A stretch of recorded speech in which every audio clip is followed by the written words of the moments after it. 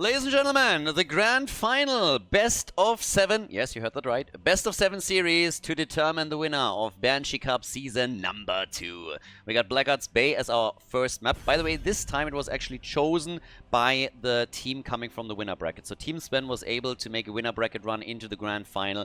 They have now first pick, first ban, and they were able to choose the map, but they had to pick from the special map pool, aka Blackguards Bay, Braxis, Warhead, and Haunted Mines. They decided in favor of Blackguards Bay, going now up against Team BananaH. We got the rematch!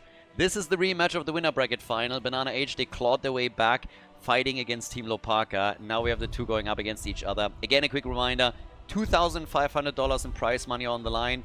Big Kevin, the big one to make it happen, doing more for Heroes Esports than Blizzard ever has, in my opinion. So, yep, the man keeps it alive, the Heroes of the Storm Sugar Daddy.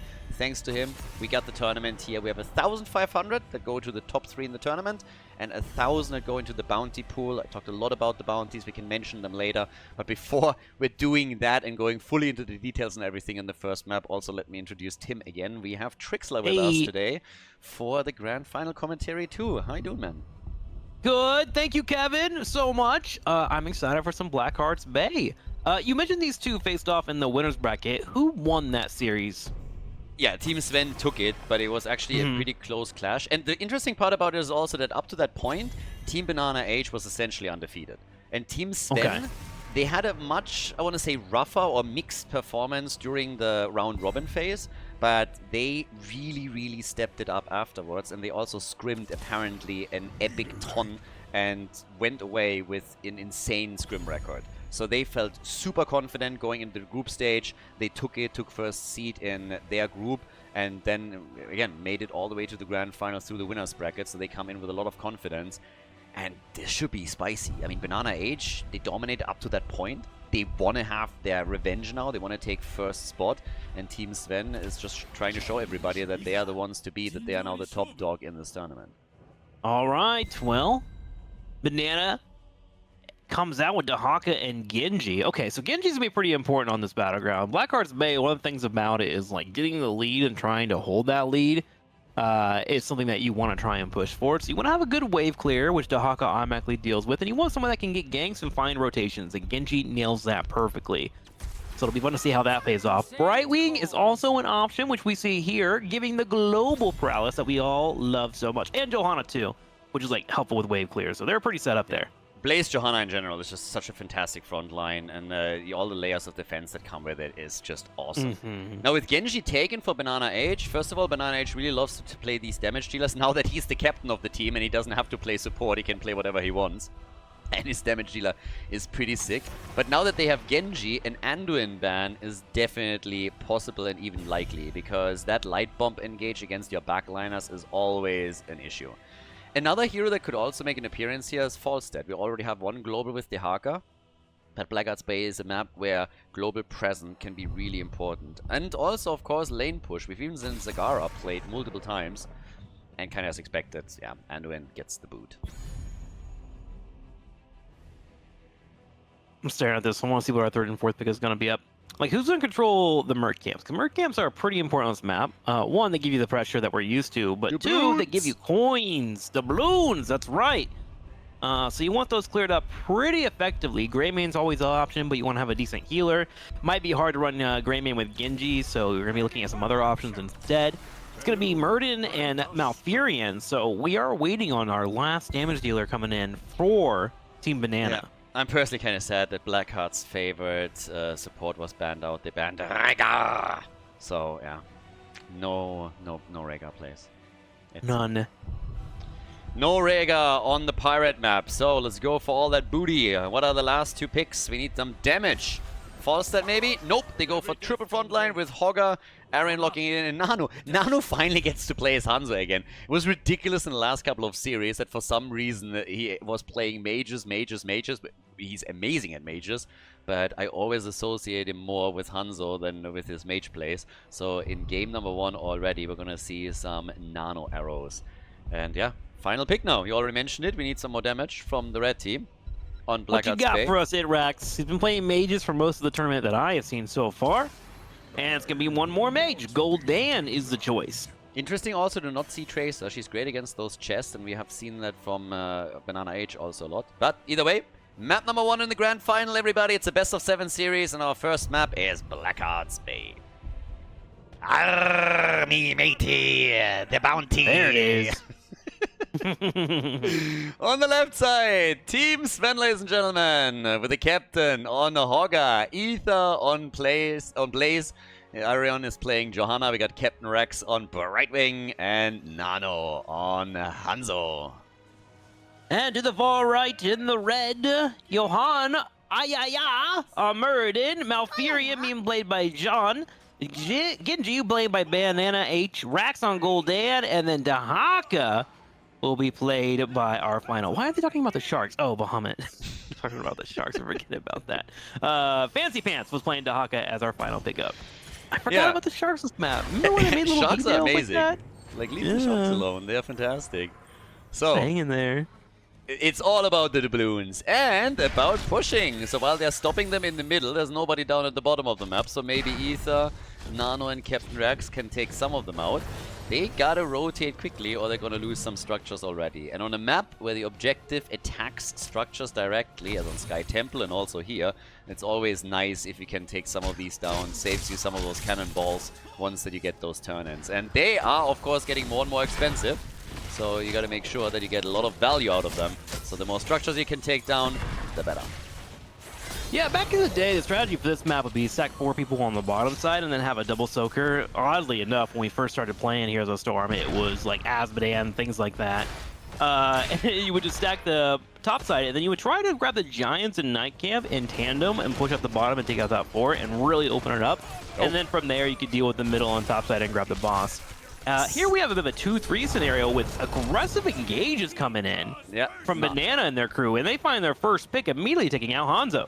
Nano gets killed, plays one of his favorite heroes, and gets killed as they're invading. And I actually like that we're now seeing the aggressive plays from BananaH. Again, keep in mind how this ended the last time. It was Team Sven that was able to win those matches, and Team BananaH lost for pretty much the first time in the tournament. So now it's very different, because in this case, they want to, right from the beginning of the game, take control and take the lead here. This is a best of 7. This is a marathon and not a sprint, but taking control right from the first game, bringing that momentum that they got from their last victory in the last series to now this one would be super important for them. So getting a quick kill, getting a couple of doubloons already. Great start into game number 1. How's the boss still doing on this map? It's still the original boss from Cursed Hollow, right? Like, it doesn't really have any special effects or anything. It's one of those that you kind of want to wait for it to scale up before you grab it. Yeah, I mean, again, boss always kind of nice if you can take it after a kill, but it's always a little bit of a question of how many doubloons you're holding, because if you're playing... We actually had a game recently where I think they threw at the boss. They felt super confident, tried to turn in and get the boss at the same time, missed out all of it, and then lost the game here. Nice jet propulsion. Damn, that actually good grab there, too. Cap. Yeah, it was like by inches there, too. Great setup. And now, with them being able to find the spell armor, Red Team is forced to start retreating. They're trying to get away from there. Banana also trying to buy time. They turn it around with the last Shuriken. And Johan is able to escape. Sven comes around, but little bit too late for it all to really occur into their favor. With the Night Camp pushing in the bottom lane, though, that should be a tower and potentially the gate. And with the balloons available for the Red Team, they're going to want to sneak in and try and drop off the booty. I'm actually amazed that Hanzo died for the second time. It kind of feels bad. This is one of his favorite heroes and one that he always excels at, and now the game starts with him dying twice. They didn't even get a counter kill. Team BananaH was now able to walk away from the fight twice with such a low hit point count on so many of their heroes. I mean, it's a little bit impressive. It's kind of crazy. It's really not what I expected when the game started. Now they have level 7, bit of a lead for them. Skullcracker is kicking in from Muradin. Yeah, but at least Gul'dan dies. So they're getting Gul'dan destroyed, and finally a kill for Team Sven. 7 doubloons also for Arion, you know. Sorry? Yeah, that's right. Stacking them up. Aether already down here as well, working on more coins as well. If they can get a reverse turn in, that would be wonderful for them. It's always a race to level 10 on this map too, right? Like, you're trying to get level 10, trying to make sure you have your heroics or your setup and you're good to go. Johanna in the middle of the map here trying to help out Brightwing, but Brightwing in a weird situation. Jump approaching across the map from Aether, though, will be able to save him. Captain trying to escape, but a tongue comes out and licks his booty, and that's going to be a pick as they steal his booty. Brightwing is disgusting already. Licking Brightwing booty is like bad. If you're the Haka, you're never gonna use lick again after that. That's just horrible. Oh my god, the thought alone. You never know. It might be like those frogs in real life that people lick to like go on like acid trips. It might be like that for Brightwing. They don't have enough mouthwash on the planet for me to lick Brightwing. One day, we will fix your Brightwing hate. We'll get there one day. It could occur. Bah. Regardless, turn in 3 gems going down. Oh, excuse me, 2 going down there on the Pirate. We're going to have Fancy in a situation where he can hold this front line as both teams are trying to stop this turn in here. Blue team is going to be escaping while Hogger thinking about rotating down, but the call has been made for him to push in the middle lane. Yeah, they try to go for the kill here. The Haka dropping a little bit low. We have 13 doubloons in the hands of the blue team. I mean, one of the main reasons is that the red team, of course, already turned in. That's what destroyed the fort in the middle. You're getting a full lane destruction now, at least when it comes to forts, with every single turn-in, since the hit points of the fountain are now tied to the fort and don't soak up an additional cannonball. It tracks easy chest at the top. Quickly goes for the additional doubloons. Jojo is turning in, and that is getting them dangerously close to a full cannonball barrage, which would eliminate the mid lane fort of the red team. How does that fundamentally work? He drained the life out of a chest. That's what Golden just did. I learned that sometimes it's better to not ask questions. How does Horrify work? Why does he make everybody always afraid there? What are they afraid of? of? Wanda. Oh, hang on. Big arrow, though, on the back line, though, hitting both Golden and Malfurion. Jump propulsion straight into the back line. Tarkoti does come out to provide some healing. Genji is flanking. Can they buy the time? Murden's low. He gets off the Avatar. There goes the W. There goes the Stormbolt. He's still alive somehow. And Dragonblade Banana is just clearing up the back line. That's 2 people picked off. Brightwing down, Hogger down, quick engages from Genji and BananaH once again with the kills. 5-1, the turn-in is happening, and they picked up a few of the doubloons of the opponent in the process. So now they're getting the next barrage. The top side fort is going to get destroyed, no chance of saving it. And BananaH is just moving in, taking the small pirate camps and starting to steal a few doubloons away from the opponent. They can try and go in, interrupt him, but he's easily just escaping from that position at the bottom of the map. They're going for the next camp, they're picking more of them up. They are in a dominant lead right now, nearly a level ahead. Good position in structures on the map as well, and they're still holding a decent amount of doubloons that they now could turn in. What is that? 1, 2? Is there going to be a third fort going down? How many more shots? Only 1 more shot. But the night camp is here to push with the aid of everyone on the red team here, burning it down. Giants will help out in the defense, but yeah, with it all said and done, that is going to be a bruised fort. Sven's trying to stop this, though, as he goes for an engage on his back end, drops down the little area there with his barrel and tries to go for a spin. But red team easily getting away. Yeah, and one of the big problems, as I said earlier, is the more structures you take down just by sheer force alone without relying on the objective, the more dangerous those cannonball barrages become towards your keeps and the core. So the blue team is losing ground very quickly. They need to get some counter pressures going, but once again the attack is happening. There's no talent advantage right now. The arrow gets shot out and the Haka gets hit. Here comes Blaze with another jet propulsion, but the red team is looking for the fight. They want it. They're looking for another kill, but they miss the drag from the Haka. Told you, after licking Brightwing, he's just a little bit short now because he is hesitant. His perception of reality is just falling apart from the poison of Brightwing. Red team has to blow away, though, because there was a giant doubting in the bottom. He's just sitting there like, do I really want to lick that? And then he's like, no. Nah, Hogger. Brightwing already tasted like shit. If I go for Hogger now, let's leave that. They do say doubt is the killer of confidence, and it's on full display right now. After 1 lick, man, things are not going well. Cannons do siege away, and they're going to be working on the fort in the middle. This was actually opened up because the Night Camp and Giant Camp was pushing in on both the bottom and top side while the fight was occurring in the middle of the map. So nice job by blue team, but they are still hurting in experience right now as they're trying to catch up to that level 13 that red team has earned. Yeah, a bit of a lead here, which also gives us, in this case now, the Thunder Strike after Muradin actually went for Sledgehammer as his level 1 talent choice. Not something that you get to see too often. But as you said, they're trying to pick up on level 30 now as well. When it comes to the amount of doubloons, each team now has 12.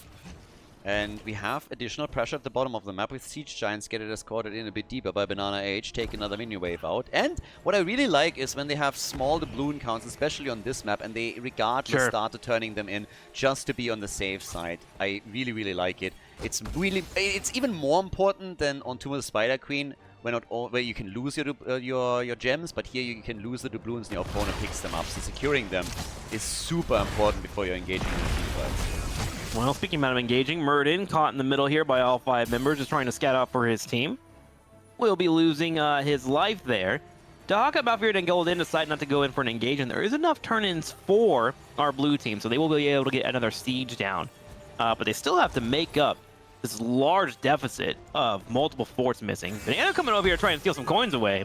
Can't quite get it, maybe a little bit early on that draw there. And I gotta say, while the boss will be ground to the north side, I like what we can bring to the people at home. People have been discussing in the chat, what are the best characters to lick now in the World of Warcraft universe? And I saw someone mention dwarves, so... probably be a little hairy, but, you know, probably not that bad. I mean, I think the best contenders for what I wouldn't want to lick is probably like Hogger, Stitches. I mean, there are a couple of characters in the game where I honestly wouldn't mind, but I don't think we have to go down that road. Oh god. Part of me does want to lick Stitches, actually. Mostly because I was like, what would that taste like, you know? Would it just be absolute garbage sewer water? Or do you think he has like a nice aroma? There's certain things that I don't need to know. Yeah, I'm kind of curious, actually. Yeah, what's life worth living if you're not curious about things, you know? Yeah, there's certain... my curiosity has limits. Turn-in goes in, can be 14 doubloons dropped off, and while we have a boss push in the top and giants in the bottom as well, we are set up for some sieging here. Nice. Browing coming in with the phase shift, gets it the last second. Insane save by Trashwing. Sven low, Murden jumping out, but holy moly, that they are able to disengage here is incredible. Arion with less than 38 points. BananaH wanted to secure the kill. How are they getting away here? BananaH with another move. Johan with the Stormbolt, and it all misses. But they got the damage in with the turn in against the mid lane keep, and this one is not quite destroyed. But it's insanely close. I honestly don't know what I'm more impressed by. The fact that the red team is playing this well right now and is able to just drive these fights the way they do, or that the blue team didn't lose a single hero on that encounter. That was incredible. I mean, it was close. Brightwing almost missed out on that phase shift. Yeah. It was by a half a second there. And then, of course, Johanna, as you mentioned, going down to 30 HP. It is impressive on both sides, and that's why it's so fun to watch these tournaments. Johan in trouble, though. Trying to stay alive here. Gets the jump, gets the armor, trying to peel off for some heals. Doesn't quite get them, but the turn-in has occurred. I repeat, the turn-in has been dropped. The Eagle will be shelling away. But a Dragon Arrow catches the 2 in the back left. There goes the engage. Hogger spins the win. Dahaka trying to retreat. Can he get away? No, he cannot. That's a 4-man team wipe. Genji, grab some doubloons. Genji gets doubloons, topside is attacked, and they're trying to go for the win, don't they? This is exactly what we've seen in the entire tournament. It's insane! And it all helped out with that arrow right there, hitting the 2 hard, taking them down. I don't think that they have the time to go for the core, but they can go for the keep. They're trying. They're actually trying. I can't believe that they're going for it. No way. No way. It's not happening. It's just not happening. They're trying for it. The cannons continue to siege here. Maybe they're trying to get a fight here. Nano by himself, trying to stay alive, but BananaH is able to chase him down. The turret helps out as well. And you're right, there's no way this is happening here. BananaH continues to shell away. Malfurion keeping the heals up with tranquility. Blue team just wants to try to escape with their lives here. Meanwhile, back home, their core is starting to get shelled on with catapults. They need to get back there and try and defend those, but I don't think they're going to be able to get away with too many healthy members. Sven is dead too. He's going to die here, and now they're chasing the rest of the team. 91% on the core. Way too overconfident here. 2 keeps already gone, and now the red team is just crossing the map, trying to end the game here, trying to go for the core and finish it all here right now. Nicely done by Team BananaH. Fantastic performance from them on the map, and towards the end, yep, it got a bit dicey, but they are still able to bring out the damage. 8 kills to 6. Hanzo is back in 2 seconds. He has an arrow, but I don't think it's going to be enough. 70% on the core. Gotta hit on Gul'dan Gul'dan. doing the He damage. does. Here comes the counter attack, and Gul'dan is down. Now Banana, gotta get Banana here. Banana's more damage. Here comes the phase shift coming in. They need to get the polymorph on him. Banana gets low on HP, but the core continues to fall down to 5%, and they have just enough. They are able to take down the core and go up 1-0. Wowzers! Before we head into game number 2, make sure that you subscribe to the channel if you haven't done it yet so you don't miss out on any future content here on Khaldor TV. Battlefield of Eternity! So, after we are still discussing who we would lick and who we wouldn't lick in the Nexus, we now also have a couple of Heroes of the Storm games on our hand. After the BananaH took the lead on Blackheart's Bay, we're now heading into Battlefield of Eternity! And yeah, let's see if Team Sven can pull this off. But before we're heading in, I already promised earlier I would still talk a little bit about the tournament, so let me do that real quickly for people that maybe only tuning in for the finals here. So first and foremost, we have still a draft rule for this tournament. Every single hero can only be played 1 time per series, which means that the 10 heroes that you saw on the last map cannot be played again throughout the entire series. And obviously, as the games continue, that it will have more and more of an impact. This is still not going to be totally crazy. This is not Meta Madness or anything, so people will still have options. Additionally, if you're wondering how the teams were actually chosen, it's quite simple. Teams did not sign up as a 5-man stack, but players signed up individually. We had more than 100 players sign up. Then the players voted on 8 captains. Those 8 captains then continued to draft their team from that player pool, and that's how we got the team. So a captain draft tournament style has a lot of advantages over normal teams, has some disadvantages too, so there's the good and the bad, but it definitely made for a very interesting and fun tournament, and that's where we are right now in the finals, in the best of 7, with Team BananaH having the lead here. My vote is you do this again, by the way, because it feels like it's giving us pretty even matches. It allows the players to build out teams and those bonds and whatnot. I'm down with this. Yeah. This is nice. We're doing like once a year, I want to say, a captain's draft. Like, there's always a couple of disadvantages with it that just come in. But yeah, it shakes things up, makes things kind of fun, interesting, and you have just like new pairings. And in this game also, or in this tournament, you also have a lot of players that before haven't really made a splash in competitive play, and all of a sudden, you know, they're popping up, and I could totally see them being drafted in the future for actual team tournaments, where a team signs up as a 5-man beforehand. So I'm really curious if it has an impact. Diablo first pick on BOE. One of the stronger tanks you can get on this battleground. There's Lucio again. We talked about him, I believe, earlier already. So again on Battlefield of Eternity, getting Lucio as a very high pick priority.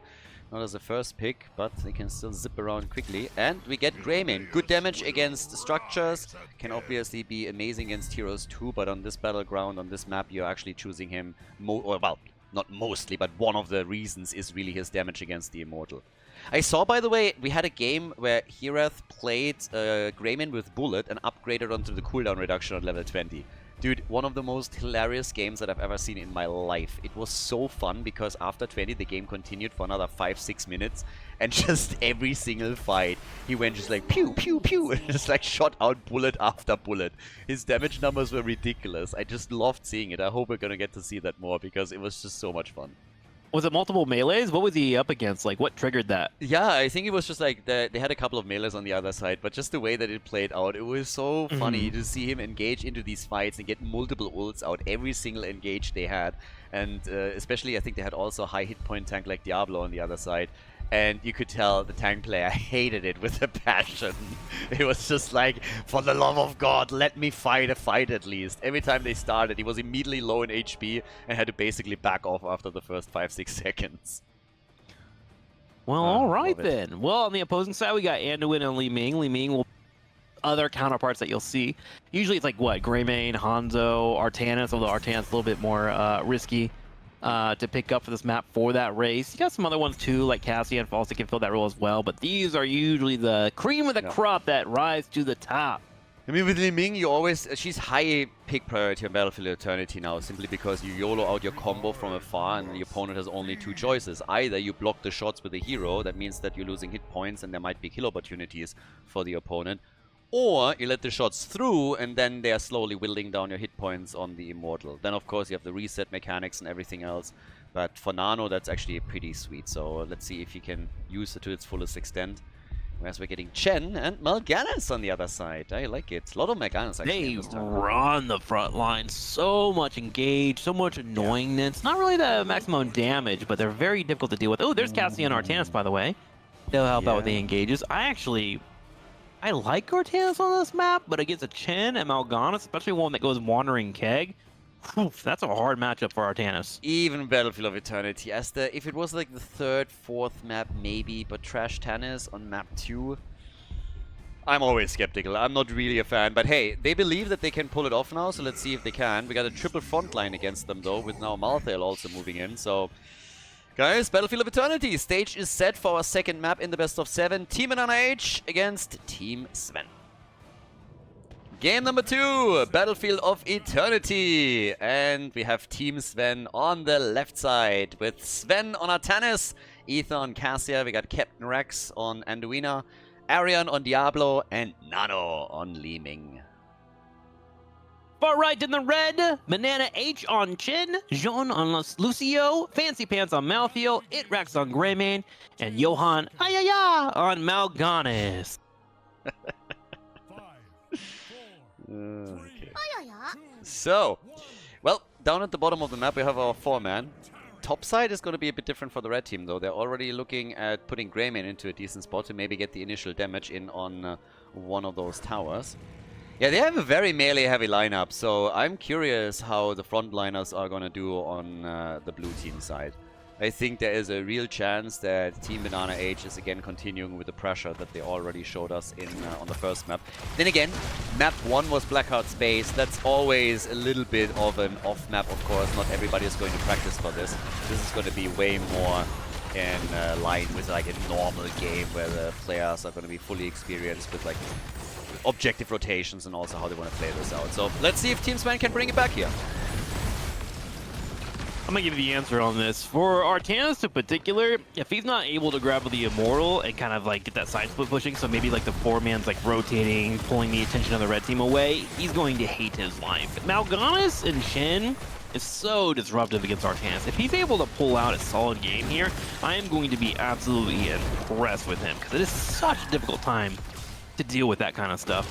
The good news is with Artanis being here, maybe he can create enough of a distraction on the front line where Cassia can be very effective. I just always feel that when it's early in the game and there's too many heroes still available for play, Artanis is always a big risk. You have so much better options in general to fill that role, and playing him, if you play him perfectly, get great swaps, he can work out, but it's always a massive risk to take, and I don't think it's worth it. Here, on the other hand, kind of work for them. So they go to the top, they interrupt the catch on the camp, and they steal it away. They get a kill as well, so they're taking down Malthael, which is our first blood in the game. So off to a good start for Team Sven. And at the bottom of the map, they're hoping to get another kill. Nano is a little bit isolated here for just a second in this case, but is able to get out. Also at Anduin nearby, so even if worse comes to worse, he would have been able to just zip the Li Ming back to safety. I guess the counterpoint to your thought there, just to follow up on your thought from picking Artanis in the early game when there's many heroes, is like you might as well pick him on a map where you have potential to get good value, because like imagine getting stuck with him on like Garden of Terror or something, right? Like you would just feel like such a disadvantage. At least this one you can eke out a solid advantage and make it work. So I like the thought process here from Sven and the crew. No, it is time for us. Oh, go ahead. If you pick him, then here. Yeah, like this is absolutely. probably one of his best maps when you can go amateur opponent. And there's a couple of players that have shown a lot of Artanis games. Dino really likes to play him when he feels like he is suitable for a map, but most of the time it's still Battlefield of Eternity, where he gets picked off amateur opponents. So I think we should make a bet. If Artanis does well this game and has 2 pop-off plays, you have to yell, "I love Artanis" at the end. If Artanis fails, I'll say Artanis sucks, and I agree with Khaldor. Thoughts? Okay, deal. All right. Deal, bet, let's go. Don't forget about it when he loses. Like so far, I won't. I like my odds because Artanis win rate in this tournament is more than abysmal. Well, the king of Battlefield of Eternity to the north, however, is already working damage on that Immortal. Look at the side blades gleam in the sunlight as he trashes through. BananaH is powerless to do anything. Yeah, well, they're giving Trash Tannis a lot of time to work in the damage against the Immortal. The red team is more interested in winning the game, so they're hoping to set up some kills, but they're falling a little bit short here, which I don't like. because this is definitely not improving my odds. But they're trying to go for it. They identified the easy, the weak link in the chain, and they're going for Atanas. Stun into Immortal Stun as an attempt. Their focus on Sven, but he is able to get out and runs away like the chicken he is. Yes, the weak link turns around and shows the leader that he is. He provides massive damage, dances his way to victory, keeps up the front line, and he is going to help secure a kill. That is one play, Khaldor, potentially a second as Sven steps up, continues to work on that gray main. There's not much he can do. He continues to escape, but Sven is too strong, too powerful. He missed a swap, but that's okay. BananaH, like, get your shit together, please. 3 kills to 0. Alrighty. I mean, I like the strategy of Team BananaH actually a lot. After the last map, what they're trying to do now is they're giving Team Sven some hope just to take it away later and then brutally destroy them to crush their dreams and just like throw them into a pit of despair that they won't be able to escape from. So far, everything is working according to plan. Give them some hope and then murder them. Interesting strategy coming in from the red team. We'll see if it does pay off for them. So far, blue team, however, does some solid pressure on the top lane, continues to work on the towers, and that 4 is burned down to half HP. But the story here is look at that experience bar. 3/4 of experience lead here for our blue team as they are level 8 and 7.25 just hit for the red team. Bottom of the map now, we have Malthael going up against Atanas here. At the top side, the camp has now been taken. But in all the glory that is the red team, they saved their fort, and now they're trying to go for Diablo, for the personified evil that is, of course, playing for the blue team. Who else? As they're trying to go in for Li Ming. Then again, Johan a little bit low. They're trying again for Nano, but he is able to get away. Nicely done. Li Ming with another combo, but able to get out. And Atanas not even helping his teammates out. That's just the guy that he is. He's alone at the bottom of the map, purely selfish, away from the fight, and just using his PhD in PvE because he can't be bothered helping his teammates and just leaves them alone to, to their own device. This is a little bit of a sad display here, honestly. There's no camaraderie amongst Protoss. Gotta agree with you. Some poor leadership skills down there in the bottom lane. But in terms of a solo warrior, doing just fine, able to take that camp, grab some experience, and remember that level 10 is looming right around the corner, and they would love to have it connected during the halftime show in particular. Meanwhile, red team trying to earn every ounce of experience they can get. Killing this minion wave, or this tower, excuse me, to the top is actually worth 2 minions if they do pick it off, which is always helpful towards your goal of getting 10. Diablo comes in for a flank and tries to get in the back line, but with Mal'Ganis being a stress signal in the back line, they have to pull away. Yeah, and right now the level 10 is kicking in quickly, so BananaH, they really need to back off here. I mean, let's be honest. All jokes aside, if you are engaging in that fight right now, you're going to get absolutely murdered. You have level 10 against you, and the 3 kills to 0, they have to give this one up, and this is going to hurt. This is really going to hurt. That's an entire level that they had to soak. Yeah. Now it's like half a level left, a bit more than that. So from their perspective, not only are they going to miss out on the halftime show, they're probably going to lose not only the Immortal, but they will lose it with a massive, massive shield being still available for the blue team. So this is not boding well for Team BananaH in the slightest. Well, 10 is here now. Let's see if they grab Keg. They sure do. They grab Keg. We got High Five. All right. So we got some tools available for the red team to help hold this front line down. But also Cassie in particular would be a wonderful pickup for them. Mortal immediately starts to get burned. Meanwhile, blue team attempts to grab the camp so they can have pressure on that bottom side. And they will be able to earn that, but now they have to hold a defense here and stop all the sieging from occurring, and in particular keep Greymane away, as I say in particular a lot, and that's it.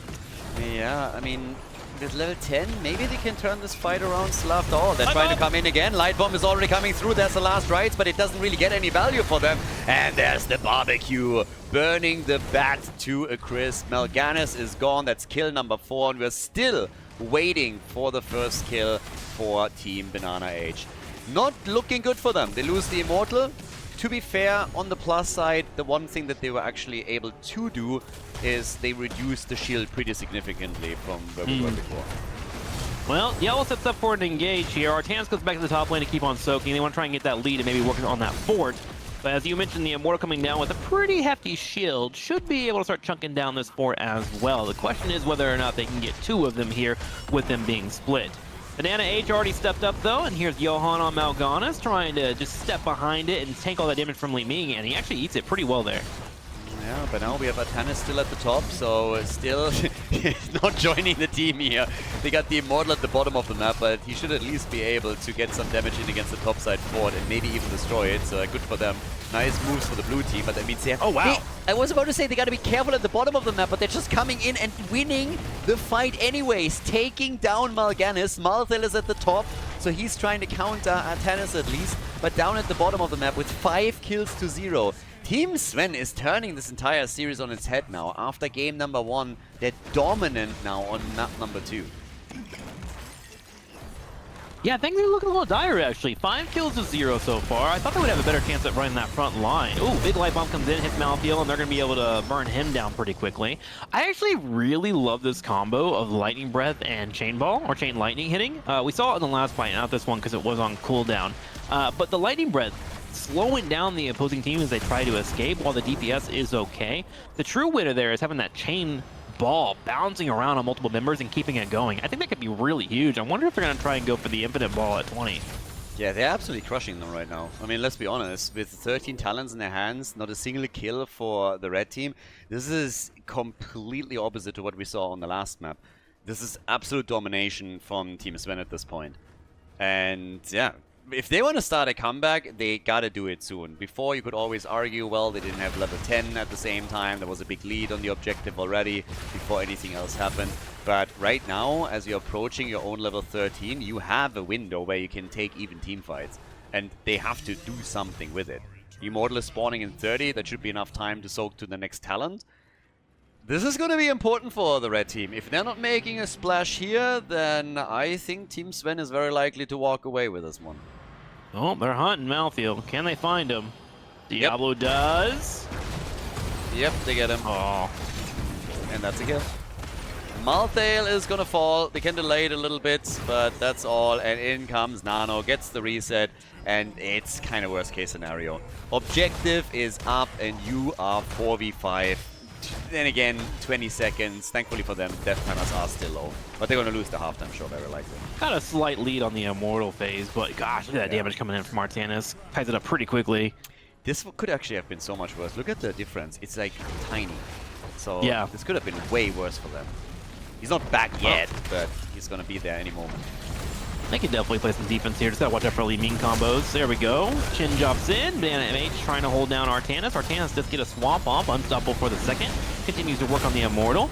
Combo shelling from the side. Artanis doing a one-man dance here in a 1v3. And finally, Captain Rex will be able to turn around and pull him back. He goes back in, though, because Artanis, he does not fear death. He welcomes it like a gladiator made for the arena. It might be a slight int there, but we don't have to talk about that. I'm glad that he welcomes it, because he sure had to embrace it. So 7 kills to 2, as Diablo and Artanis are now both dead. But 50% on the shield as Li Ming comes in with the final combo and locks in the Immortal for the team. So yeah, nicely done. Team Sven with another Immortal, and this is, I mean, 2 forts are already destroyed. I don't think they're going to lose a keep here, specifically with Artanis not back yet. Diablo obviously had his soul stacks, but still, pretty rough going for the red team. Let's see what they can do with this Immortal here.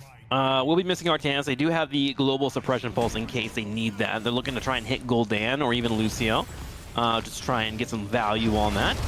Cat comes out, and that makes him unstoppable, so he can buy some time and push away Diablo. Should be able to jump back in once he jumps on the Immortal here. Although Diablo finds a really good engage and locks him down.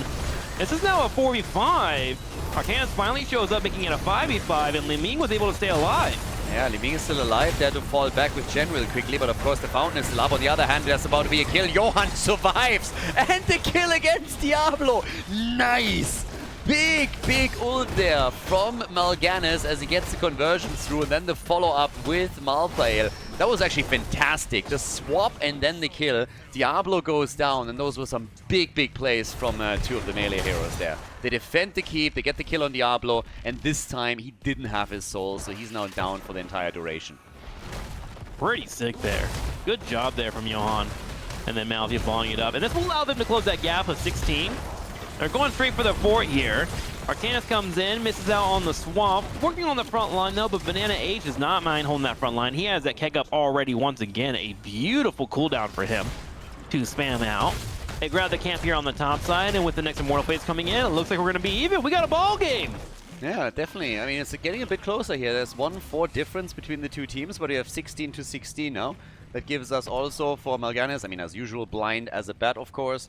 And Greymane with his level 16 is now also going to be much more of a danger to not only Diablo, but also Artanis. As long as he's not going to be blinded by Artanis ult. So Team BananaH is fighting back here. They're trying. The Keck comes out. They're trying to isolate some of the targets, and they're pushing Anduin away so that he can't go for the heals, but they focus him down, and that is the kill right there. Big barbecue play from Diablo though, but he falls too, and all of a sudden Team BananaH is on their tear as they're going through Artanis as well. Oh, and they're getting Cassia with a massive play from Mal'Ganis. And we're all tied up now. 7-7 in kills. Suddenly, 16 hits. And red team just turns up the heat. And they are cooking right now. That's going to be a turret as well as a wall. And there's still 20 seconds before anyone important is up on the opposing side. They can continue pushing here or go for the Immortal. Obviously, they're going to choose to go for the Immortal, as that is a great objective to have control over. And blue team sweating in their boots a little bit.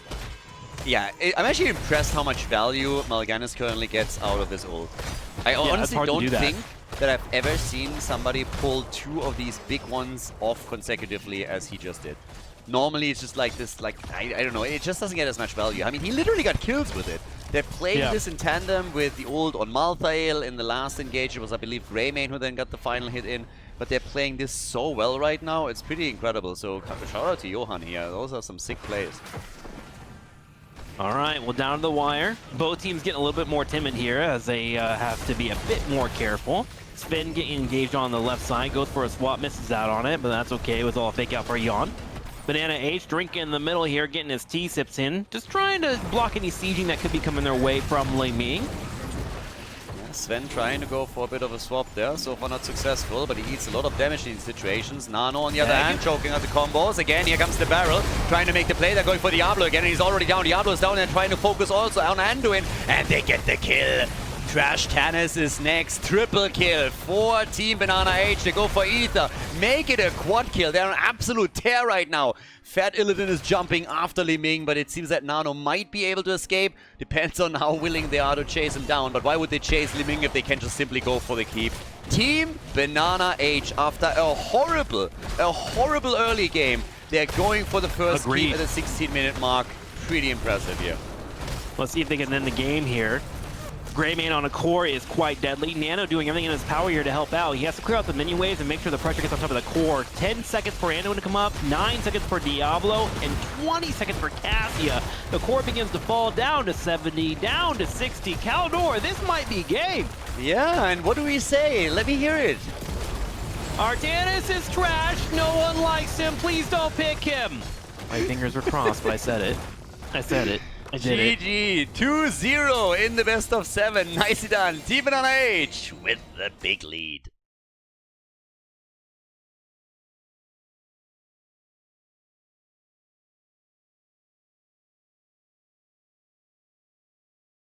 Game number 3, Infernal Shrines, ladies and gentlemen. The best of 7 continues, and so far BananaH has absolutely been crushing it. So as we're heading into Game 3, let me first of all present you with the bad news. Tim has left. He commentated the previous best of 5 with me, and now 2 maps of the best of 7, but he also has a busy schedule today, so he already tapped out. He called that right from the start, but I'm actually pretty happy that he stuck around for 2 more maps in the grand final, because that was actually not necessarily planned.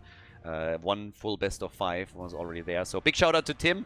Always fun casting with him, and honestly it gets the nostalgia going. There is somewhere, I have to figure out if I find that link somewhere. There's like a bin with like all these clips from the HGC days and all of the funny little interplays that we had on the caster desk back then, and it's always amazing. I really love casting with him. And yeah, polar opposites with a lot of how we're approaching things, and it kind of works. So yeah, lots of fun. In this series, on the other hand, Team Sven did not have a lot of fun yet. They are having some problems, and they are now 0-2. Now, this is a best of 7, so the first team to 4 wins takes the series and takes the championship here. They still have plenty of time to bring it back.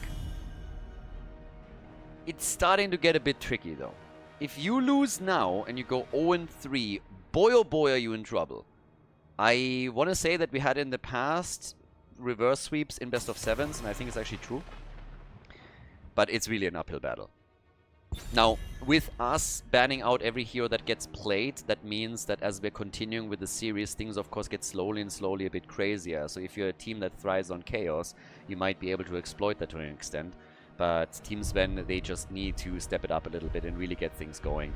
Right now, we have Tracer banned out. That's basically just an homage to BananaH, rocking Tracer in a lot of the games they've been playing previously.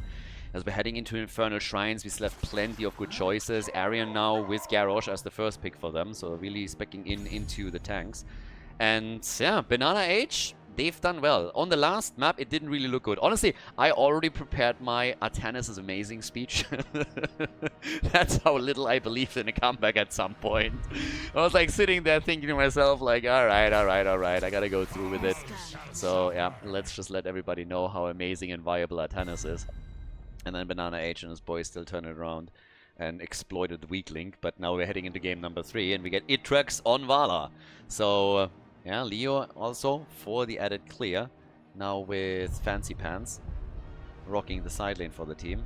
But we had some spicy series so far, and I want to see what Sven has up his sleeves now with his boys, because they've been playing just an incredible tournament from start to finish, I want to say. And this would be the big achievement if they can pull that off. Samuro for Sven. I love myself some Sven Samuro. Gotta be honest. He played him a lot more in Banshee Cup season number 1, and it was every time a blast when they just were trying to dominate not only the macro, but then also, you know, coming in and trying to get the single target damage going in later team fights. Chromie can also always come through now with some single target damage and really chip that out. For Infernal Shrines, it will probably be nice to have also a bit more Shrine presence from them. I'm not sure if Samuro is going to be the only melee that they play next to Garrosh. But, yeah. Sergeant Hammer gets banned out, so they're trying to get rid of that. And on top of that, we get Uther. Uther gets banned out. And, yeah, that leaves us with the next double pick. So now that we have Vala, the question is, of course, 1 support, 2 supports, double damage, Vala single damage, frontline, 3 heroes. What's the play here? And if they really rely on Itrex and his auto attacks again, as they have done in some of the previous series, then a double support is definitely not out of the question for them. Uther already got banned, but here comes Rhaegar, and they get Sonya. So seems more that we're going to get that triple frontline from them. Don't think that either Leo or Sonya are going to be played as a main tank. Now, that said, we actually have Sonya locked in by Johan at this point, who's the main tank player for them. But previously, BananaH has played in certain games, etc. Maybe they are going for the triple frontline as expected, or they're going to go for something a bit more crazy. On the blue team side, on the other hand, we get Deckard Cain and we get Sylvana. So all in all, a pretty well-rounded draft with huge push potential once that you pick up the Punisher for yourself. And now it comes down to Team BananaH. What are they going to get now? Infernal Shrines, as mentioned, is our 3rd map in the best of 7. Here's the moment to start the comeback for Team Sven. Oriel comes in double support and not really a main tank, but 2 side laners instead. So it's going to get a bit wild here. Game number 3 coming up right now on Infernal Shrines. Game number 3, Team Sven against Team BananaH. Let's go! The chance for the blue team to now slowly bring this back. They are 0-2 with Captain Rex on Deckard Cain, Ether on Sylvanas. We get Nano on Chromie. Sven is playing Samuro, and Arian on Garrosh. BananaH and his team, on the other hand, with a lot of confidence after the 2 map wins that they already locked in. So they are playing this out with BananaH himself on Oriel. We got Fancy Pants on Sonya. Johan is playing Leoric. We got Itrax on Vala. And Jean Lassalle is playing Rhaegar. So double side laner plus 2 supports. Can definitely tank that up at the front. Leo acting as the main tank, therefore, in this situation. The attacks are kind of starting to slowly hit here. So as it stands, we have for Chromie the Time Worker Pursuit as a level 1 talent choice. And of course, it doesn't really come as a shock that Vala goes into auto attacks given the composition that they're playing here. The idea is to make her the hyper carry for the team, and she is already starting to work in some auto attacks. So Itrax is trying to get those stacks together. They need to ensure that he does not get killed, or at least limit the amount of deaths on Vala so that they get the most value out of the level 1 choice with the Gambit talent that they're playing here. So let's have a bit of a look if they can pull that one off. Right now we have at the top lane Samuro versus Sonya established in a 1 versus 1. And the plays are soon going to continue here in the middle of the map as the teams are starting to rotate with the 4-man that they're rocking. So Sylvanas also made a little bit of a move towards the top. Personally, I'm actually very happy that she gets played. The entire tournament was literally named after her. Kevin, the sponsor of the tournament, is Sylvanas one-trick basically, with 7,000 to 8,000 games played on his main account alone with her. And yeah, we named it after Sylvanas, the Banshee Cup for the Banshee Queen. And it kind of turned into a bit of a meme that she got banned all the time. So it would have been a bit weird if in the grand final of her own tournament, Sylvanas would not be played and just continuously banned. So I'm pretty happy that Ether is now playing her and trying to lead her to victory and to the first win for the blue team. Sven already moving up towards the top now. Teams are of course waiting for the objective to be announced. It's going to spawn at the bot lane. And the idea is always to soak up experience to that point where you can then get your level 10 in, your level 7 in, and a bit of a talent advantage in an ideal world over your opponent. Majestic span for the increased radius here for Oriel. We got the Righteous Assault on top of it. Keep in mind with the double supports, they can also adjust their builds a bit to compensate for that and get some more utilities, more utility out of their heroes, and that's kind of what they're doing. First blood, not against Sylvanas. She's able to escape. Vala's at the bottom of the map together with some of her teammates trying to go for the next mercenary camp. They already locked in their own, but now they're trying to get the third one, the neutral one. And with Leo joining up, they can easily claim this. So, yep, already taken. Level 5 to level 5, objective has been announced. Rhaegar has started up the camp at the top right, and both of the teams are, of course, trying to cap their shamans in time for that. Whereas at the top, maybe they can even linger around a little bit longer and try to defeat the opponent. But the idea is always to create some pressure on the other side of the map as you are making your move towards the objective. It's a frozen Punisher, so right from the get-go, we're having the strongest Punisher in the game spawning. Leo is giving his team a pretty significant lead already, as he's taking control here. And in the middle of the map is where we're getting our next skirmish. Samuro and his team are now slowly starting to make their way over here. With Death Dealer already being used, you can really tell. Atrax and the boys are doing tons of work here. So big attacks coming in and they are locking this in for free. Apparently the idea was to push at the top and get Sylvanas onto the lane to get value here. Maybe they can get the kill, and yes, they can. So now they can break through this, and this is starting to look a little bit better. Initially, I thought this is not going to be successful for them at all with the speed with which Team BananaH was taking the Punisher. But now, they got the entire wall, and they get a kill! They go for BananaH! That's 2 heroes that are now down. 2 kills to 0, make it 3! Damn! Oh, that's gonna be a problem. Yeah, that backfired very quickly for the red team. 3 heroes lost and the 4th lost. Good luck trying to get the same amount of value at the bottom of the map with the Punisher. Spoiler alert, not gonna happen. So, yes, big first play from them. Sylvanas with more damage against the structures here in the middle, and the rest of the team has started to rotate back down to defend. But as you can tell, not even comparable. Even the towers are still standing. Basically no value if you compare the two. And that's not only resulting in the big lead in experience, but also in a structural advantage. That's gonna be pretty significant here. So, not too bad. Vala with 33 stacks. Nothing insane, but still pretty decent. She at least did not die. Actually, did she? I don't think she did. She did! Vala actually died. My bad. So Vala has fallen once. That's 5% of the attack speed now gone on her end too. A bit rough. Not a good start for Team BananaH. Team Sven definitely doing their best to slowly come back in this series. Sonya is now sitting at the top and defending the solo. And with 3 kills to 0, it also means that the lead in experience is now slowly getting enhanced or enlarged, and that is a level 10 ability that will soon be available for the blue team. So this is exactly the situation that you want to be in when you're Team Sven. You lost 2 maps, you know you're in a bit of a tricky spot, so the best thing that you can do at this point is just do your best to win the 3rd map. It's super important that you take it. falling behind 0-3 in a best of 7 is nearly always a death sentence. So now taking that early momentum is great for them. They get level 10. If they can build on these advantages, then even better. We get the Illusion Master for Samuro, and of course, outside of that, the Wailing Arrow. We also get Deckard Cain trying to put everybody to sleep with his storytelling again. Stay a while and listen. And the push at the bottom. This is where it gets tricky for Team BananaH. They're closing in on level 10, but they're just not there yet, so they have to be quite careful that they are not getting completely rolled. They have Vala down here, but the fort is also going to take some damage. The dream would have been for Team Sven to get a kill here. Couldn't quite make that work, and now that the opponent gets level 10, they're slowly starting to fall back. Chromie already has her timeout, by the way. So she went into level 13 pretty quickly. Leo... Actually, with Leo, we might not even see Entomb right now. He is playing the main tank for the team. So it's going to be a bit curious what he's going to pick here. And he still goes Entomb. Alright. Would have been an option for them to deviate away from that a little bit and try to go March on the Shrine and get some value when you're trying to go for the Shrine minions and just clearing things out here.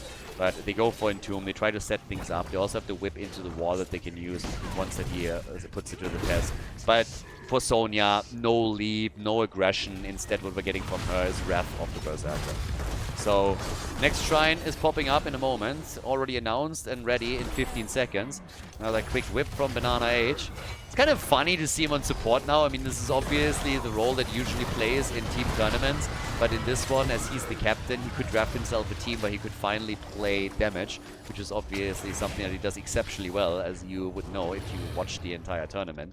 But him on support feels all of a sudden a little bit weird, which is kind of funny. Because again, it is his usual tournament role. But yeah, definitely super strong on this. So they're attempting to push through the bottom again. This time it is Samuro at the top that is going to go for the Shrine. So a two-pronged attack, but Ether is getting caught. And this time he gets killed. First kill for the red team. Able to get that done. Well played. We now have topside Samuro with 10 stacks towards the blue team. And he's totally unmolested. Nobody's even caring about it. The red team has decided that instead they're just pushing at the bottom of the map. So they are trying to copy the play that was made by Team Sven on the first Immortal, now here on the second. And they're going to get quite a bit of value, I suppose, because this is just a ruthless onslaught, and it will likely end with this fort falling. Johan goes down, trades his life, but they are getting... Well, maybe they're not getting that bottom fort. They're not getting it. Sonya is down instead, so they're losing 2 heroes, and they can't get that fort either. Yeah. Little bit of a problem, especially now that Auriel gets hit and isolated. Even with the self-Aegis, she's gonna die. Rhaegar didn't even try to waste his Ancestral on her. He already knew what was happening. Arcane Punisher at the top lane, pushing for the keep. At the bottom, the fort is lost. Team Sven absolutely on a killing spree now. They've had problems before on map 1, map 2, but now they're looking at all of those advantages, and they are just running the show. 6 kills to 1, 2-level lead, 2 forts down. Keep at the top side is going to get damaged, and in the middle, they're not hesitating to move in for the final fort of Team BananaH, and they're dropping this one as well. Very well done. Fantastic advantage. Then again, BananaH has been falling behind in a few of these games and was always able to turn it around in the late game. So you got to be super careful that it doesn't happen again here. The team around the red team is doing not really well right now.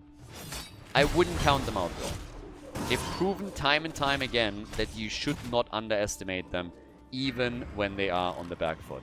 So Team Sven would be well advised to not let up now, continue the pressure, continue the plays, work towards level 16, and then play it there. Because if they don't, if they just give one chance over to their opponent, then I believe this is going to be exploited heavily by BananaH and his teammates, and they will claim that third win.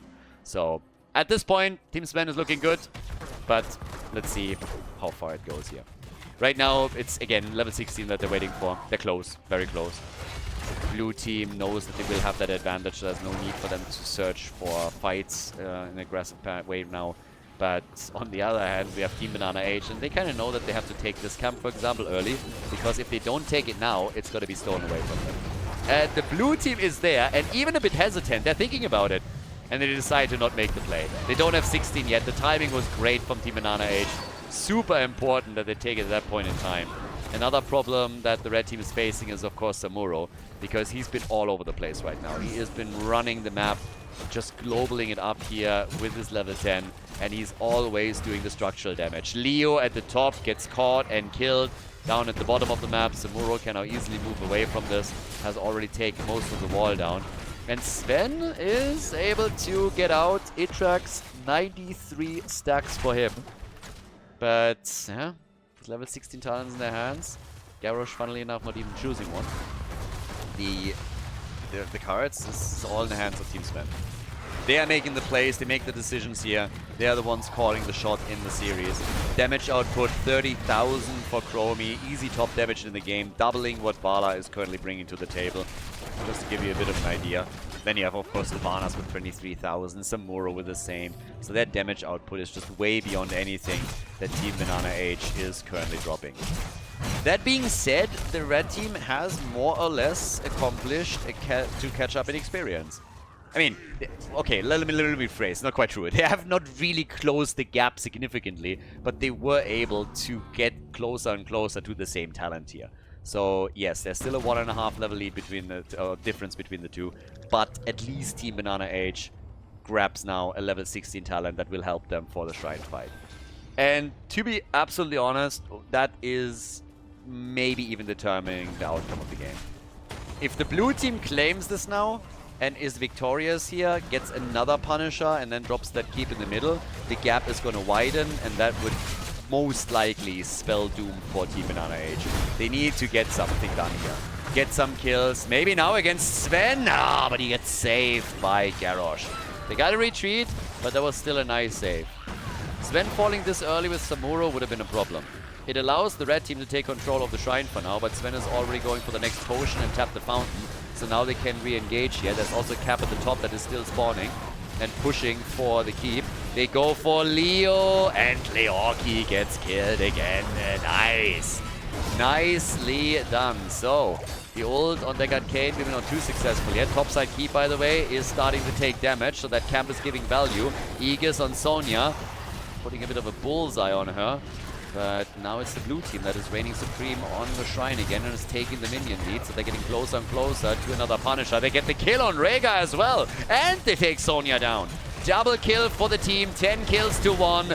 Bye-bye Vala. That's another 5% of her attack speed destroyed. The top side keep is eating more and more damage. This one is going to fall. The catapult is going to take it out.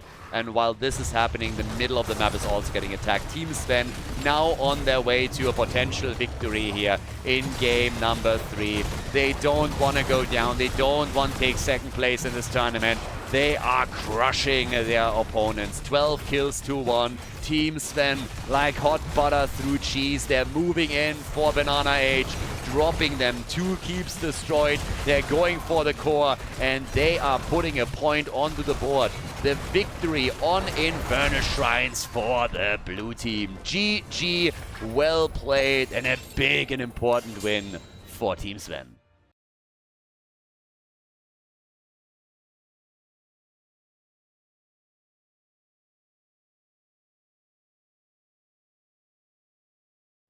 Game number 4. All direct pass, everybody. We got a 2-1 advantage for Team BananaH as they're trying to extend it now, of course. Team Sven with the point on the board, so they are hoping that they can now continue the comeback, tie the series up, and then take a lead afterwards on the next map. How's BananaH gonna fare here? That draft didn't really work out. They played it with Leo as a main tank, Sonya at the side, double support behind it, and then Vala. But it didn't work out for them, so now very likely gonna fall back to a more normal draft. Maiev gets banned immediately. See, she's the first one that's out. Quick reminder also that now in total we have 30 heroes that are unavailable. So 30 heroes are already out, cannot be played again, just as a bit of a side note here. So this will start to have a bit of an impact. Also, again, we have obviously bounties up. This is a best of 7. The tournament victory is on the line, so teams are not going to be willing to go into a handicap and choose one of the bounties here. Now, of course, most of these teams have already completed bounties previously and will therefore get a share out of that bounty pool of $1,000 after the tournament is over.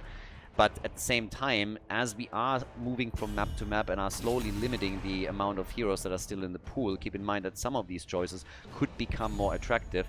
For example, you could then play Illidan with Hunt if you haven't completed that bounty beforehand. So this could become more interesting. So if you haven't seen that list yet, take a good look and keep it in mind as we're moving into game number 4, game number 5, and yeah, have a bit of an idea of what's happening here.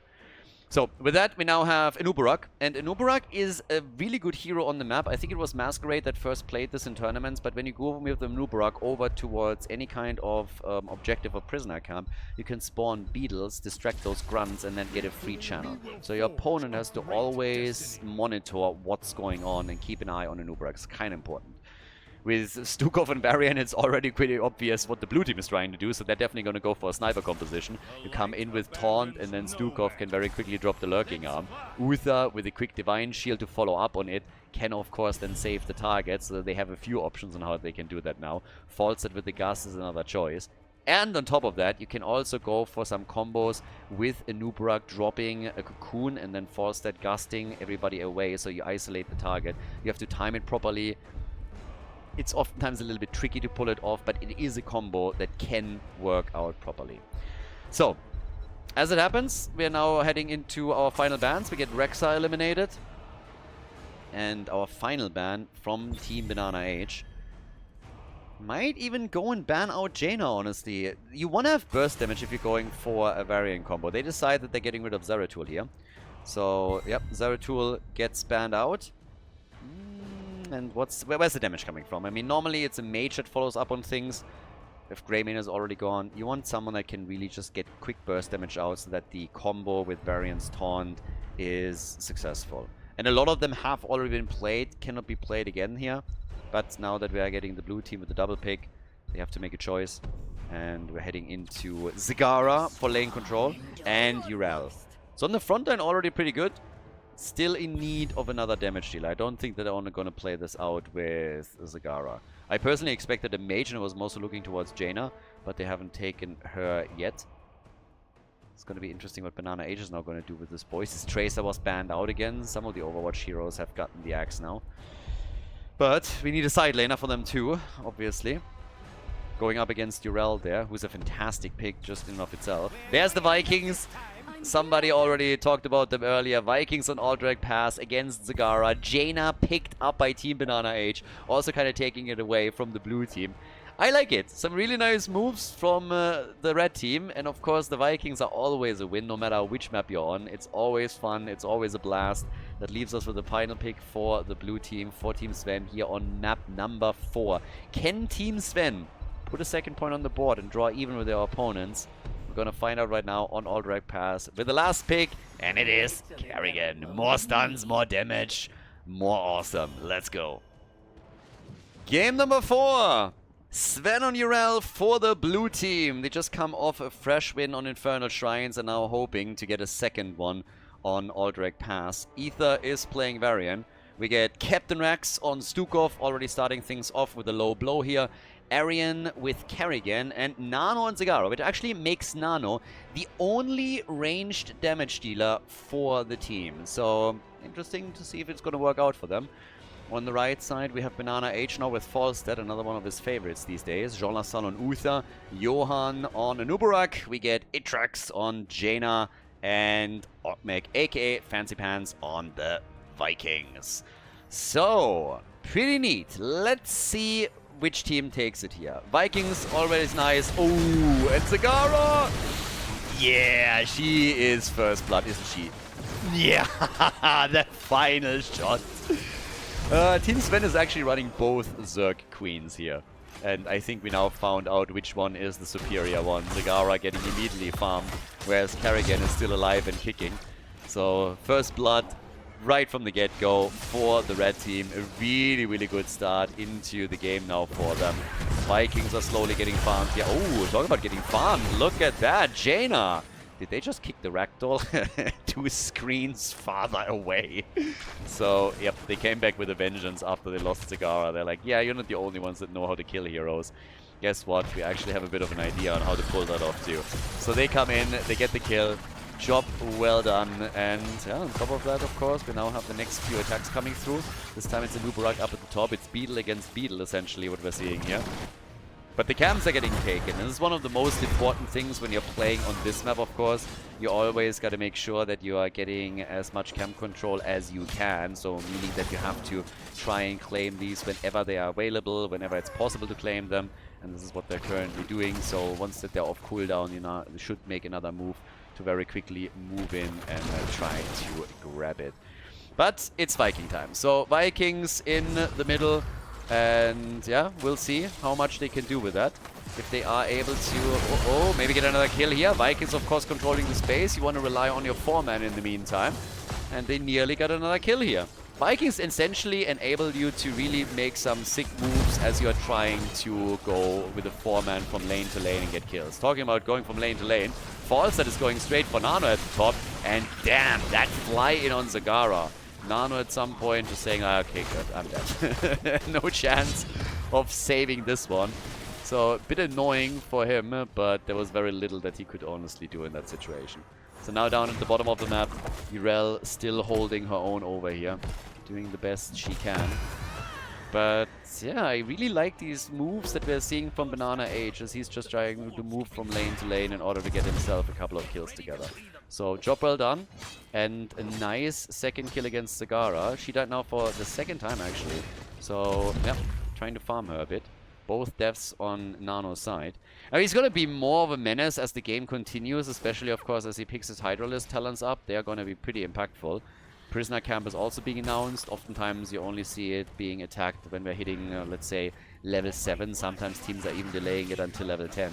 But in this case now, the red team is going for a much more aggressive stance around the objective and is immediately moving in for it. So, yeah, they're starting to make a play for that. Starting to slowly come through here and get a significant small lead already. So, yeah, not too bad. The attack in the middle is starting to focus onto BananaH, though. The birdie obviously a prime target for them, no matter what's going to happen here. With 2 kills to 2, we're still fairly even. And honestly, the blue team, even given the situation that we've seen so far, they are a little bit ahead when it comes to experience. Not really by a big margin or anything, but it still matters. So, yep, good for them.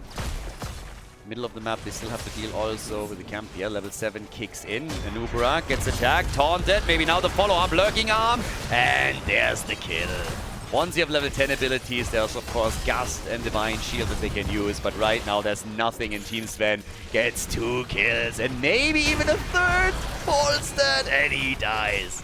Falls dead is dead as well. Nicely done. Big plays against the red team, and all of a sudden the blue team is in full control here.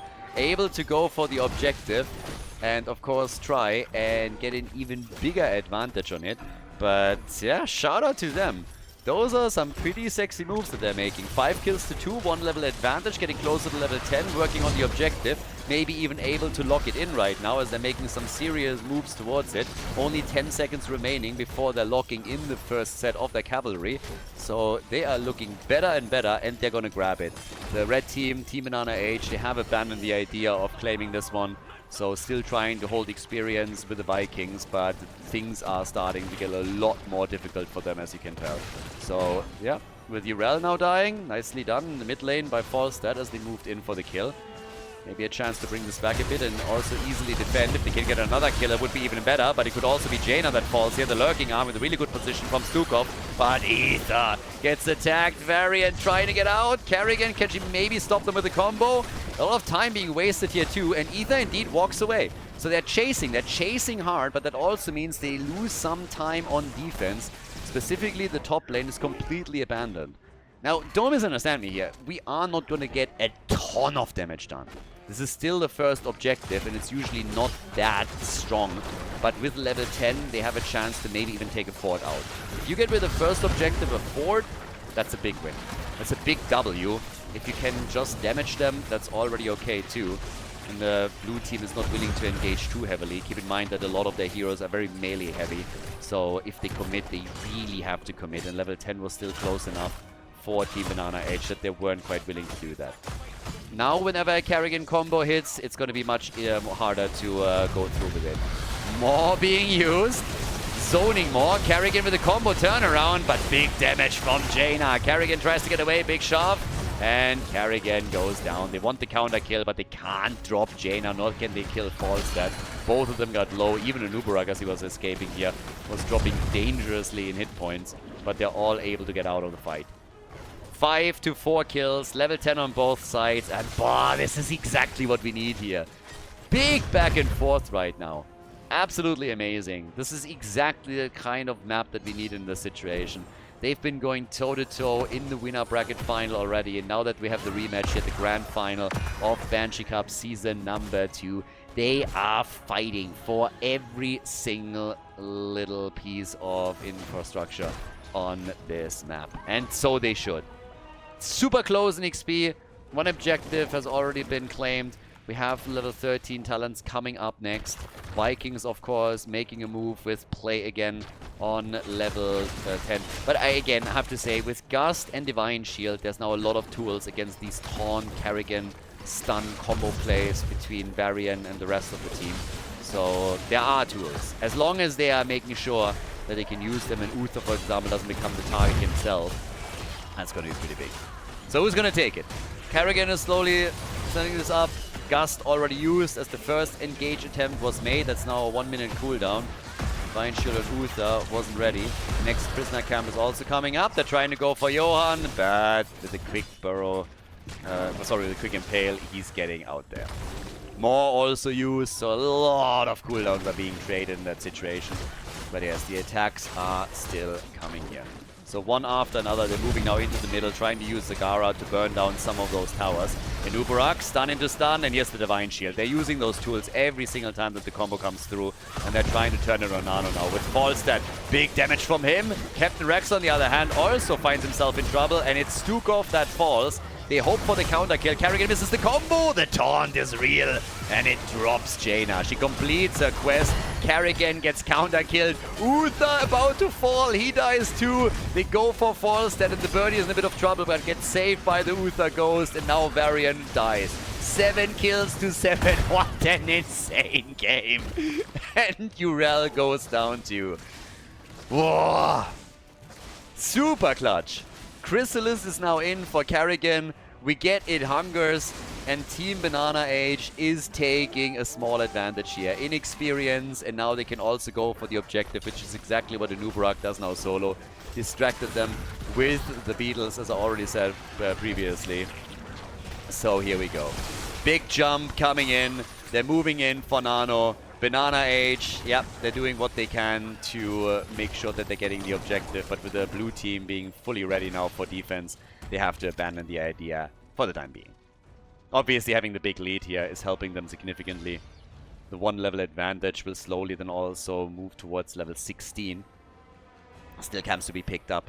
Stukov is trying to do the same thing on the left side, but the red team is definitely much faster with it. So as they are starting to commit some of their time towards the... oh, actually, they abandoned the camp. So they're not able to take the camp here. That's a little bit annoying from their perspective. So yes, Team Sven has to deal with the push in the middle. And then we have... at least the bot at the bottom of the map takes some damage. The minion wave has been escorted in. Team BananaH, I mean, they would... you can really tell that they're looking for an engage, but then at the same time, they also have all the time in the world, because level 16 will be ready for them soon, and then they can still make a move. So they're starting to fall back a bit as Team Sven is dashing forward to try and set up another combo with Kerrigan. They're hoping to fight for the objective before 16 is ready for Team BananaH. If they're gonna get that fight though, that's a different story. The move down to the bottom of the map, they're still just trying to get some more minion waves. It's all about the talent, and there it is. Level 16 is in. Insta cocoon on Varian. They want him, and they might get him right here. Stun after stun. Yeah, they're diving in once again. Gust already used. They're trying to go for some isolation plays. Sven becomes the target, but he still has his ult up. Should really be a big problem for him, as Varian gets poked down by Falstad once again. Large and in charge now in 16. Benediction as well. Big tools. And this is always feels a bit like a cheat code. Every single time that you play against Stukov, and he just sets up his lurking arm here to interrupt channels, it kind of feels a bit a bit cheesy. But again, one of the reasons why he gets drafted here, of course. Can give you a lot of value. So, 7 kills, 2-8. And with that, here comes the next attack against Anubarak. The Divine Shield saves his butt. Does Anubarak even have a butt? I don't know. He's still alive. Stukov, he got killed again. Stukov is down. Kerrigan finds herself in trouble. 2 gets the stun out. It doesn't matter. She's dead. That's 10 kills, 2-7. And of course, with level 16 and the channel potential here, they are going to try to go for the objective. They're not single-mindedly jumping on it though, because they're realizing that there's still a lot of interrupts, so instead they're going for the boss up at the top. Red team can then maybe even make a play for the bottom boss as well if they want to go for a double boss play. The one thing that I can definitely tell you for sure is that the blue team doesn't have the tools available currently to go for the boss at the bottom. They can't go for a single trade. So while the team around BananaH claims the boss at the top, the Vikings have now also started to channel the objective again. This looks more and more likely that we're going to get the Raiders. So this is big. This is pretty big. Boss plus objective, 12 minutes in. Again, not mega late, but it is going to make a massive difference. Numbing Blast for Jaina. We have also, with level 16, finally Zagara with some more damage thanks to the corrosive saliva that she's been claiming. But as the team is trying to defend at the top, the fort is going to fall. If not to the boss, then to the cavalry. Boss is going to soften it up, and then the cavalry can claim it. They have a 2-level advantage now, the red team, which means that the stats advantage alone is already pretty strong. So, yeah. It's actually pretty big. Now at the bottom of the map, we already have a few heroes on the red team side set up for the fort that they want to take down. Vikings are pushing at the top of the map. Forza is actually top damage on the team and nearly top damage in the game with 35,000. Once again highlighting that BananaH is really playing a mean fall stat. He's showcased that in multiple matches. Some of his flies and gusts are absolutely great on the utility side, but even his damage output is solid. Another gust as they go for Varian, and they get the damage easily connected. He tries to get out, but he doesn't stand a chance here. Varian is already gone. That was an important kill. The fort at the top has fallen, so did the one at the bottom of the map. Keeps are getting attacked there soon too, and of course you want to remove those keeps so that you reduce the armor on the core. Remove those armor shields, and especially that push at the bottom of the map is looking very, very good. Should remove the first armor shield from the core here. 16 to 19, 3-level advantage, and they're claiming it. Bottom keep gets destroyed. That is the first armor shield on the core removed. Traditionally, you want to remove 2 before you make a play for the core. The big problem with the core is honestly that it self-regenerates, and if you go too early and then you get killed on the core, even if it's nearly gone, then you might just lose the entire lead that you've been working for throughout the entire game. So yeah, something to definitely keep in mind here. But yeah, the attacks, they keep coming, so they go through the motions right now. They're playing this diligently, going for the camps on the map, still double checking at the bottom of the map also if there's maybe an attempted play by Team Sven to go for the boss. They themselves want it because now they have level 20. So with that Storm Talon advantage, they want to make their play. Divine Protection is in, and we now also have Wind Tunnel. So the blue team very likely is fully aware that the boss is about to be taken again by Team BananaH, but going into this fight would be committing honorable Sudoku. There's no way that you're going to solve that puzzle. So yeah, stun against the Nubarak, just ate the entire thing, but again, it's taken, so they can go with the boss now. The question, what can they actually do with it? If they want to go for core here with level 20, I guess they can, but again, it is taking a risk. Bottom boss means you go likely core. The boss at least does. So are they trying to swap over into the middle, take the fort out, force a fight? That's the bigger question. They're diving in deep and try and get a kill. Can they get Zagara? Nope, they cannot. While the boss pushes the bot lane, they go for the fort here for just a moment.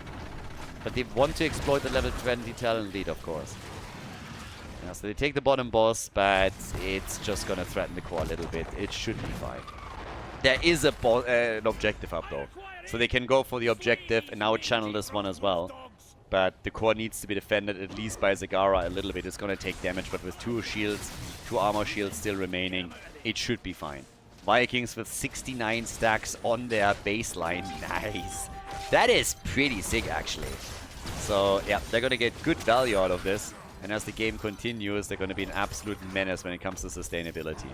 So again, boss over here. nearly being defeated. Core will then self-regenerate. In the middle, the fort is of course an easy target and gets taken out. And now Team BananaH can focus on the objective again. The Vikings are already dealing with it the best they can. But this seems like another guaranteed set of raiders for the red team. And this time, it's 16.5 minutes in. So definitely a bit more impactful than what we've seen previously. It's kind of a moment where you want to get that second keep that I've been talking about. Half a level until 20. All the way towards the right side. They're even going for the camp. When it comes to damage, things haven't really changed too much. Zagara has taken more of a lead over Falstad, who's still the top damage dealer for his own team, surpassing Jaina. And kudos to the blue team. Yeah, they lost the keep, but now they have level 20. Their problem is they haven't taken a single fort out yet, so there's continuous catapult pressure on basically all the lanes. And that can make things very, very difficult as the game continues. We're already 17 minutes in, so catapults are really starting to scale now. It's not looking good for Team Sven. They need a big win. Now, they have, with Zagara, finally a bit more damage, thanks to also the pack instinct that they're currently getting here. So maybe that's going to be enough for them. But here comes that oh so important push. So here come the Raiders. They try to defend the middle as best they can. Gets very quickly destroyed. The tower and the gate. Second one falls, so the keep is going to be next. And the problem is still, again, that you would remove that second armor shield. Vikings at the top. Kerrigan is going up against them. Over here, defense holding strong so far. But it means that your keep is on 50% HP. And at the top, it's also losing hit points very, very quickly. So the Raider here about to be defeated, but even lower. And the core is also losing hit points. They have to defend this a bit, which allows the red team potentially to make another move. But instead, they're gathering around the boss. They're going to try and lock this one in as quickly as they can. And look at the positioning on the minimap of the Vikings. While they go for it, the Vikings are trying to sniff out where the opponent is to make sure that they're seeing the approach. So yes, they go for the boss. Ethan and his boys, they know what's happening here, and they're arriving in time. They actually arrive in time. There's the stun. They can make a play. This could be the throw moment. Game of throws, yes or no? Wind tunnel is out, but they didn't take the boss yet. And the blue team is about to take it. Lurking arm so big at this point. The maw, and they claim it. Blue team steals the boss. Kerrigan is dead, and so is Urel. They took the boss, but they're losing everybody else. Oh, damn, what a heal to save Jaina. Jaina gets healed. Jean Lassalle and Atrax both survive. Uther dies, but Zagara is dead. Stukov is dead. 5-man team wipe. The entire team is gone. The birdie flies in the middle. They're going for the next keep, and they're going for game here. A fantastic boss steal by Team Sven, but it just wasn't enough as they're losing the entire team in the process. This was the moment where they could have flipped the game, but it's not happening. Team BananaH takes a 3-1 lead in this best-of-7 series. Big lead now for the red team as the Team BananaH drops their opponents on Aldrich Pass and takes another map win. GG, well played.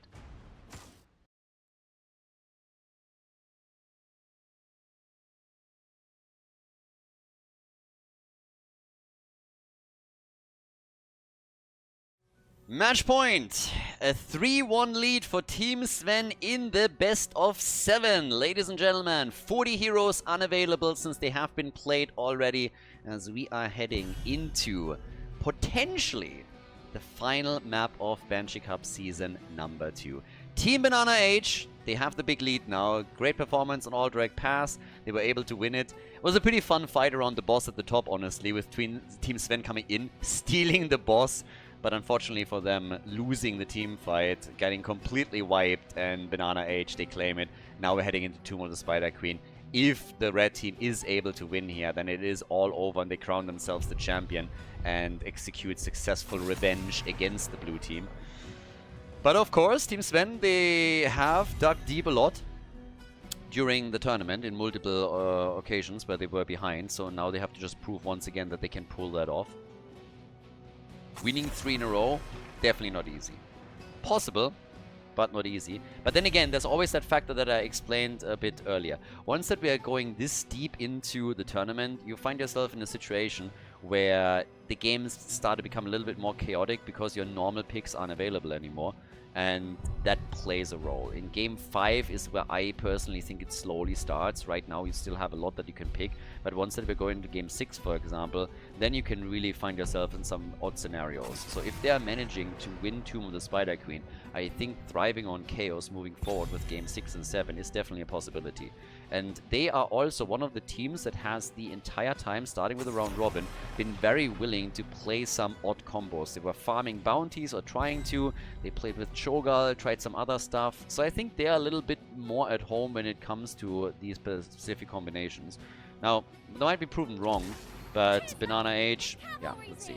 Tracer first pick. Multiple reasons why that is actually the case. First of all, because it's a great pick for them, but also they banned Tracer multiple times because BananaH throughout the tournament has played the hero a lot and he did a ton of damage with it. So now they take it away from BananaH and pick it for themselves as we get Jimmy! Yeah, can't dodge that. Tracer might be really good at dodging skill shots, but when we're talking about auto attacks, well, he can't dodge any of them. So we get Jimmy as an early pick on Tomb of the Spider Queen. You can already see where this is headed and where things are starting to get a bit more interesting. Exterminator is still an option. You could actually go multiple ways with this. But Exterminator becomes an option if you are focusing on mercenary camps, taking web weavers down, trying to claim the boss, for example. Still highly likely that we're going to get the ace in the hole instead, but just want to throw it out there. ETC plus Tyrande, so you already have an ETC power slide with the Tyrande follow-up, and then with Lurking Arm, sorry, with Stukov was in the last game, with the thingy that she has on her trade, her D, Tyrande with, Owl Girl, the Karen of the Storm with Hunter's Mark, there we go, Hunter's Mark. She's gonna drop the Hunter's Mark on after the stun combo, and then, of course, they can just, like, try and take the target down super quickly, making them more vulnerable here. I like the ban against Kel'Thas as much as I would have loved to see him here, because if you go ETC to Randa and then you have a follow-up, the stun chain that gets added to it with the help of Kel'Thas and maybe another melee character that they could get, then you're running into trouble. So, yeah. White Mane gets banned. Kind of curious what they're now adding. A little bit more wave clear would be neat here. So they got something on top of that. And talking about wave clear, it's actually not the only team that needs wave clear.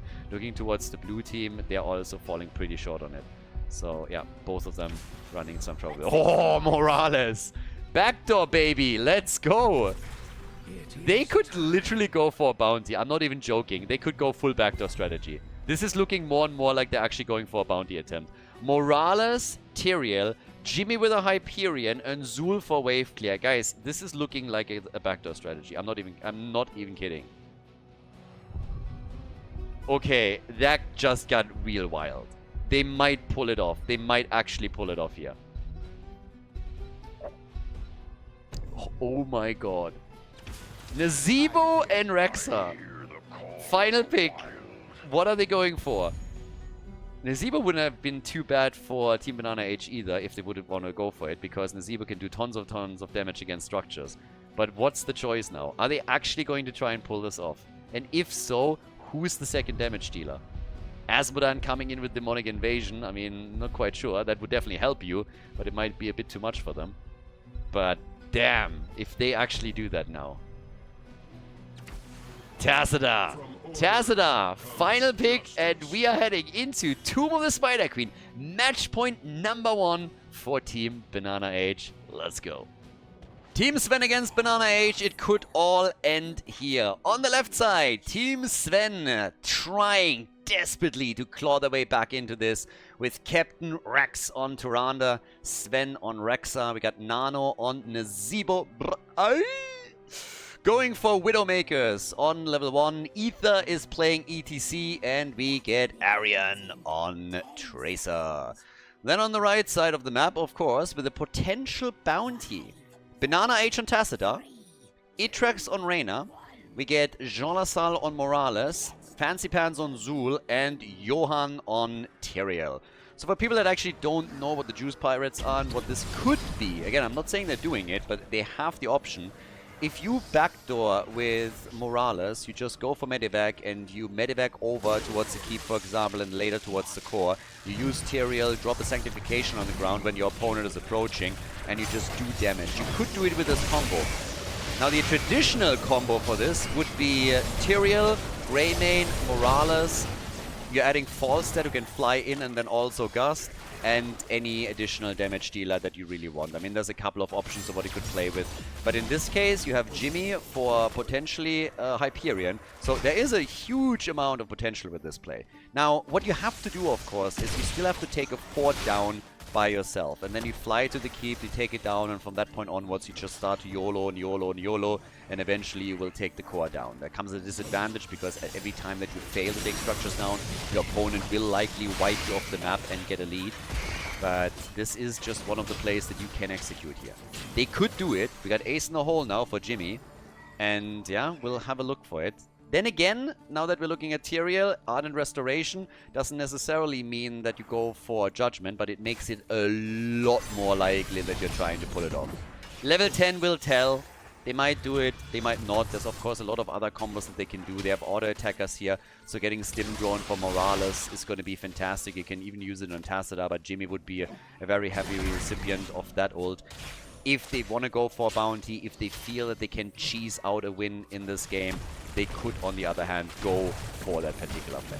Time will tell. We're going to find out on level 10. They already started things off with the first kill, so no matter what they decide to do here, things are initially at least looking pretty alright. Nano also, talking about looking alright, looking pretty good on his stacking progress. If you're playing the Zebo on any map, but specifically on Tomb of the Spider Queen, the goal is of course Vile Infection. You want to go for Vile Infection, you want to stack your baseline as best as you can, and absolutely crush things in the late game once that you get to level 20. Now, a lot of players, a lot of teams that go up against that know what's coming, and their goal will be to just try and accelerate things a little bit and never let Nazeebo get to a point where he becomes this all-dominating menace that can take him down. There's also, again, the question of what kind of playstyle is going to be used here by the red team. And currently, the build for Tyrael indicates, as I said, Judgment. I personally would love for them to try the backdoor strategy. I'd also be happy, I gotta admit, if they just go for aggressive Judgment play. But Johan gets caught and gets the heal from Morales. The pocket heals are in. And, well, with that, off we go.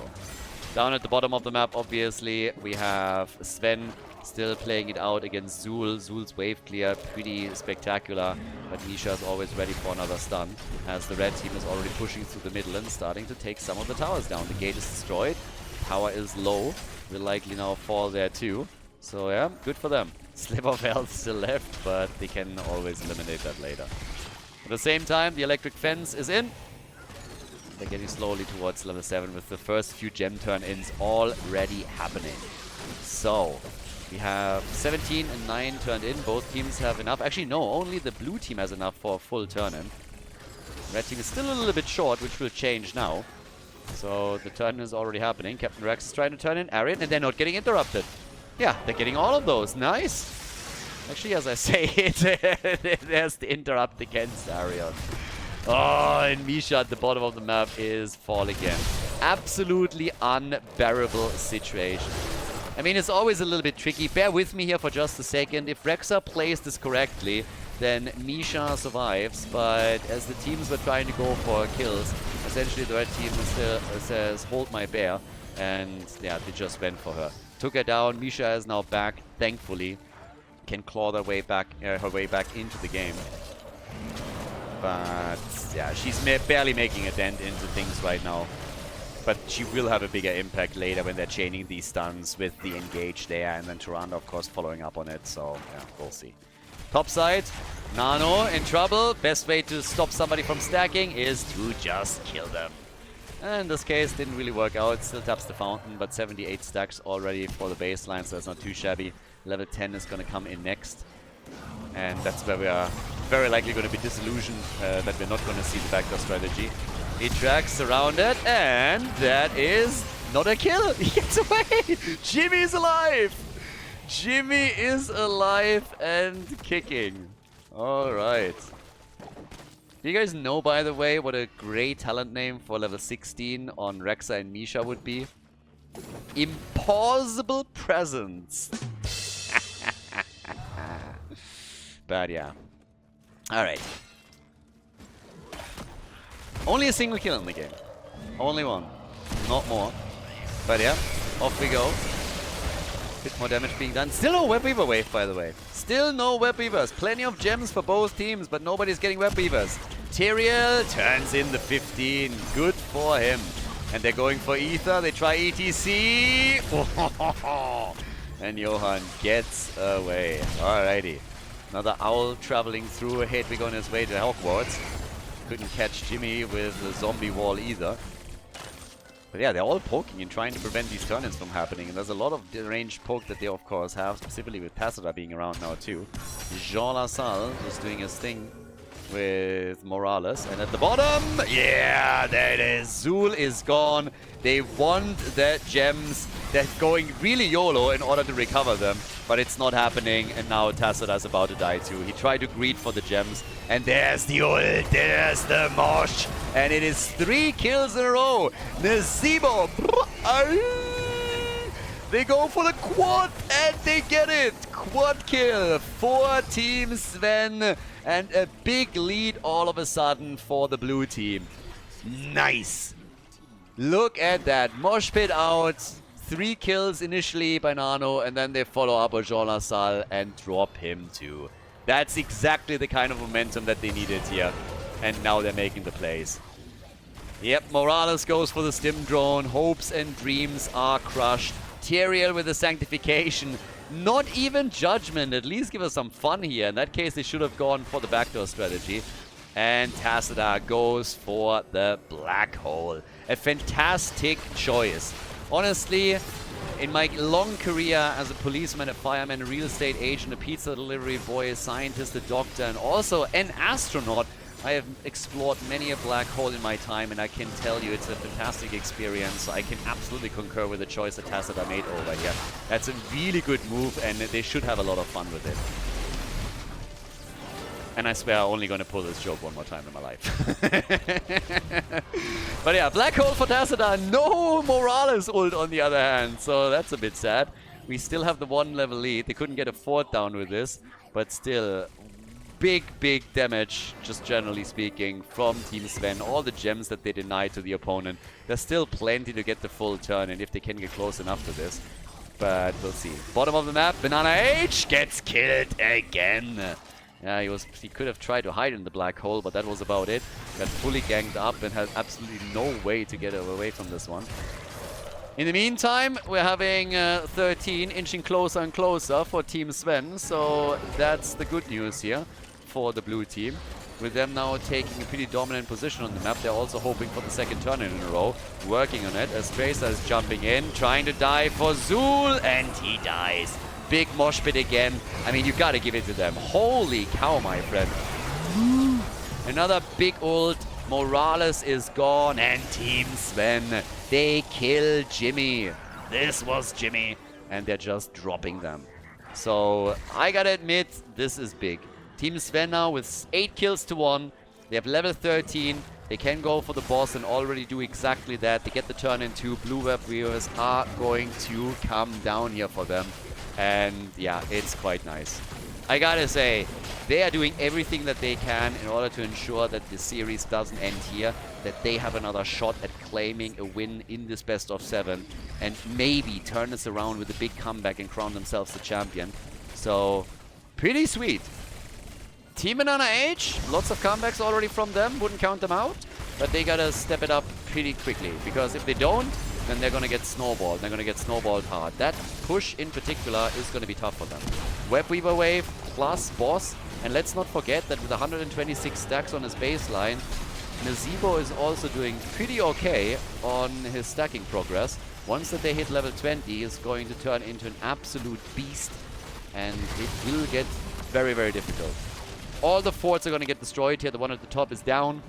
The one in the middle of the map gets also murdered, and down at the bottom, you guessed it, this one is going to get destroyed too. So they're crushing the entire outer ring of defense. That means no more fountains towards the turn-in points for Team BananaH. It's going to make it way more difficult for them to get a wave of web weavers in the first place. So not really an easy position for the red team to be in. 33,000 damage currently for Nazebo, his top damage in the game. 56 gems. It's actually kind of funny. There's 56 gems in the hands of the red team, and then you look over to the blue team, and they're still holding 45. Still 45 gems for them. They get another turn in, potentially, with another 15 that they're missing here, but just securing the ones that they're holding right now would already be a big step, particularly for a main tank like Ether here. So the 19 that he delivers, that's already huge. Down at the bottom turn-in point, it is the red team that is finally trying to really push for that Web Weaver wave.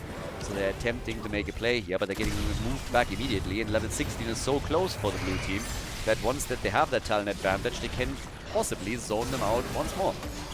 So, yeah, Jonas pushing past. BananaH, 39 gems. Do they get the interrupt? And the answer is yes, because they drop a Sanctification. They really wanted this. They know it's the only way to get back into the game. Here comes the Ravenous Spirit, and Tassadar is alive. Oh, but they get Zul. Oh, get Owl, bitch! Yep, straight to the face. The Karen of the Storm with a big hit to Ronda with a double kill. Zul and Tassadar are dead. Check this hit out. Big Owl straight to the face, a mouthful of feathers and a lot of gems lost. Bam! Get sniped. Easy kill. Oh boy, that turn-in is gonna do nothing. Absolutely nothing. Captain Rex showing no mercy there. That's the easiest defense in their life. And Ether, what was that? Fat fingering the ult apparently, or was it just a show of dominance? I think at this point he's just... okay, either he was just sitting there, was like, okay boys, B-stepping is not enough. Let's just show them how little we care at this point, and I'm just gonna drop my ult into the middle of nowhere. Or he just fat-fingered and was trying to press something else. I mean, either way. 11 kills to 1. Hot butter through cheese doesn't even describe the level of domination that we currently see from Team Sven. Now, can they win the map? We're not sure yet, but I can definitely guarantee you that Nazeebo is going to complete his quest if they ever make it to level 20. If they don't end the game before that. So, the red team hasn't given up on anything here. They hold 15 gems. They have destroyed a fort at the top lane, so at least that. Good for them. It's kind of surprising, actually, that they didn't save that fort. But yeah, losing it. Fine. Push down at the bottom of the map. 16 isn't ready yet for Team BananaH. They don't have level 16 talent, so they gotta be careful. Nazeebo, then again, with a fully completed spider build, is about to hit his stacks. So, yep, he is pushing past the level 20 requirements at this moment. 174k, he needs one more. Yeah, I know. There's a nitpicker with a notepad listening somewhere. It's like, actually, Khaldor, he needs 175. He's gonna get it any second now. And they get the Web Weavers. So Nazeebo might actually never even get to use this, depending on how successful they are going to be with their push. Red team gets 16 for defense. That's going to be the next one. But yeah, off we go. And of course, Nazeebo pushing past this is still really, really nice. He didn't go into a different level 4 to make the stacks even more impactful, but this is already massive for him. With level 16, we're getting now the Rallying Cry, and we also have the Thermal Lance. But this is a push for the bottom keep. The middle already defeated. Up at the top, Tassadar's trying to do the same thing. The keep eating tons of damage here. I mean, Nazeebo alone already really chunking it down. Here comes the old from Jimmy trying to push them away. And that's actually something that they're able to pull off. A few more spiders have been thrown over, but the keep is still there. They won 20 though. They know that Nazeebo is going to carry the damage big time once that they're hitting the additional level. We're now having them on 50,000 for both. Both Nazeebo and Trace are at 50,000 damage here. So, just as a little bit of a reminder as we're heading into level 20 and for you to see the impact of Viral Infection. I mean, assuming he goes for it, but why wouldn't he at this point? You can always upgrade to level 10, of course, but this is just too good an opportunity to pass up on, in my opinion. So, yeah, 20 any moment, sitting at 194. There's level 20, and by now we have the damage coming through. Sanctification to save the day for two of them. They're gonna fall eventually. He upgraded the ult. Coward! What? Didn't go for Viral Infection, just going for the Annihilating Spirit, and that is just a big F. Huge F, just for the memes alone. Nano, I'm disappointed. Not even mad, I'm just disappointed. On a personal level, you know? It's just not cool. They go for the core, 13 kills, 2-1, and with 2 heroes dead, I don't think there's anybody that can possibly stop them here. They're already going for the next possible kill. The core is taking damage as we speak. The shield is falling, and, well, they're going for gold now. Teriel is gone, can explode, but that's about it. And it is Team Sven that is locking in the W over here. Nobody to stop them any longer. A second point onto the board for the blue team as they are dropping the core. Team BananaH, they are losing. Well, they're still having some match points available, but they're losing some of the advantage that they've claimed. Point number 2 for Team Sven, the victory on Tomb of the Spider Queen. GG.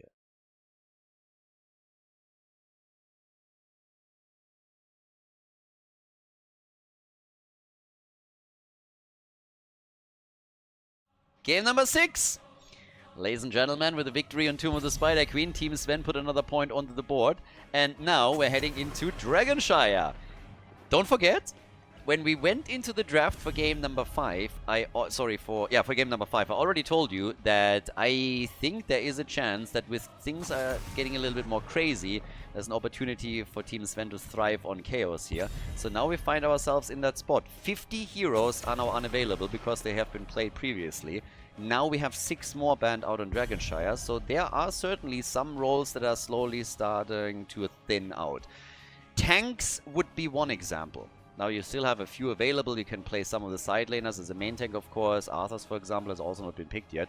But Cho'Gall is currently banned out. He can still be insanely powerful. And we're, of course, in a situation now where Team BananaH has first pick, first ban. So if there's any heavy hitters open, they are the first ones that get dips. Sergeant Hammer gets the axe now too, but it could get wild here. This is match point number 2 for Team BananaH. They lost out on the first one. Here's a big opportunity, but if Team Sven claims it, then we're going to go to the distance.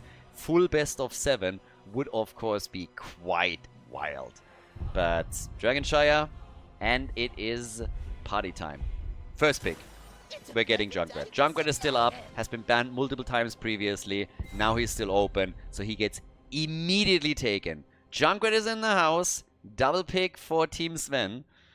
And what is the blue team now going to do? They must feel pretty good, honestly. They have won 2 maps in a row now. Actually, I'm lying. They won the last one, so they have some momentum, but they didn't win 2 in a row.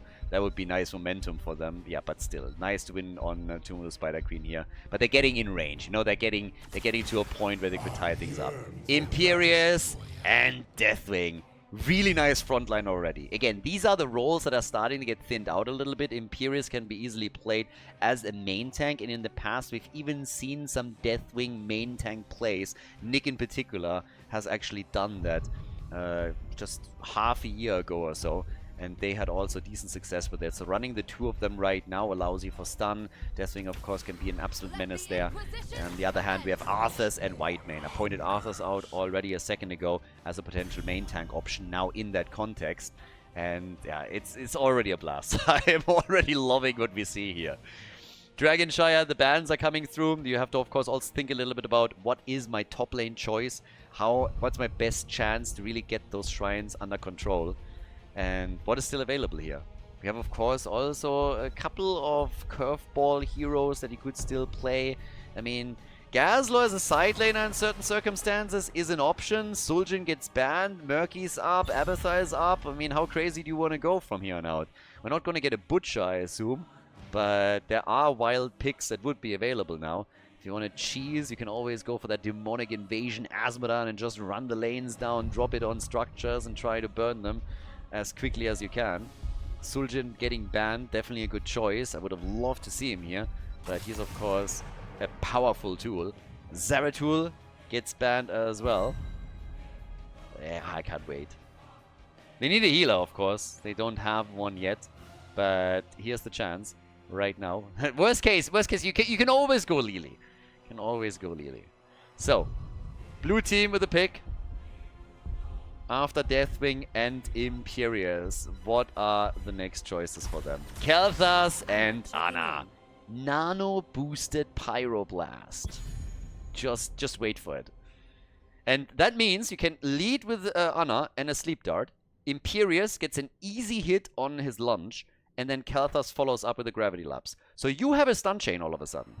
You have a pretty big stun chain right here, right now, that you can execute against anyone on the other side. So already a pretty solid draft that they have. We might go to game 7, who knows? Thrall, 14 BananaH now, played by Fancy Pants on the side lane. So we have Arthas, Thrall, plus Tychus and Junkrat now for damage. That leaves us with our final pick for map number 6. In the best of 7, is Team Sven able to draw even with Team BananaH, and are they able to lock in a third win here on Dragonshire, or is it going to end here? Is the second match point just too much for them to handle? Will BananaH win it? Another frontliner. May gets picked, everybody. We are heading straight into game number 6 into Dragonshire.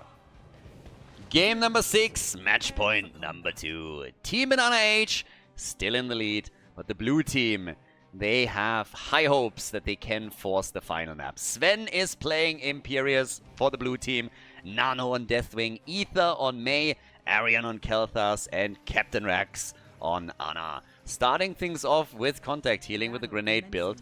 And talking about grenades, we got some also for the red team. BananaH is playing Tychus and has chosen to go into quarterback as his first talent. Jean Lassalle on white main. Thrall gets played by Fancy Pants. We got Johan on Arthas. And Itrex is playing Junkrat, last but not least. Also, again, big shout out to Nano. That is a Deathwing skin. Look at it. In all its glory. Majestic and beautiful. This is not one of these ugly as hell turkey skins, oversized, frozen chicken Deathwing. It's total disaster, disrespect to the hero and the lore. This is Deathwing. They're right there. I let the black Deathwing always count, but this is just a work of art. It is beautiful, and I appreciate you, Nano, for that skin choice. Thank you from the bottom of my heart. Love it. Honestly, no jokes aside, amazing skin. Really like it. Probably one of the best that Blizzard has thrown out there. Now at the top, we're getting Imperius, Sven looking onto the side lane, going up against Thrall here. A bit of action already happening in the middle of the map. Frost against Frost. The red team is solely relying on May here, whereas Team Sven is going to try and concoct a little Song of Ice and Fire between between May and Kalthas now. Arthas actually on the red team, obviously.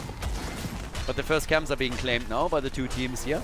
And in the meantime, at the bottom of the map, we still are enjoying Deathwing. I mean, again, 10 out of 10 would lick, 100%. Hope he doesn't miss out on the Timcast, or you're gonna miss some context on this. But yeah, it's all about Deathwing. Actually, it's also a really nice pick in the sense that he offers you a bit of more presence on the map with potential global interrupt here in the middle, for example. So that's another big one that they can execute. It's actually a really nice touch to it. If your opponent is trying to channel on the Dragon Knight and you have Deathwing that can just interrupt and keep interrupting it, it buys you extra time to reclaim one of the channels and make a move there. With we get in the rhythm now also, so working on a few more stacks and getting only 3 with the first rotation of his minigun. Actually thought it was a little bit closer, but I believe he went into overkill there.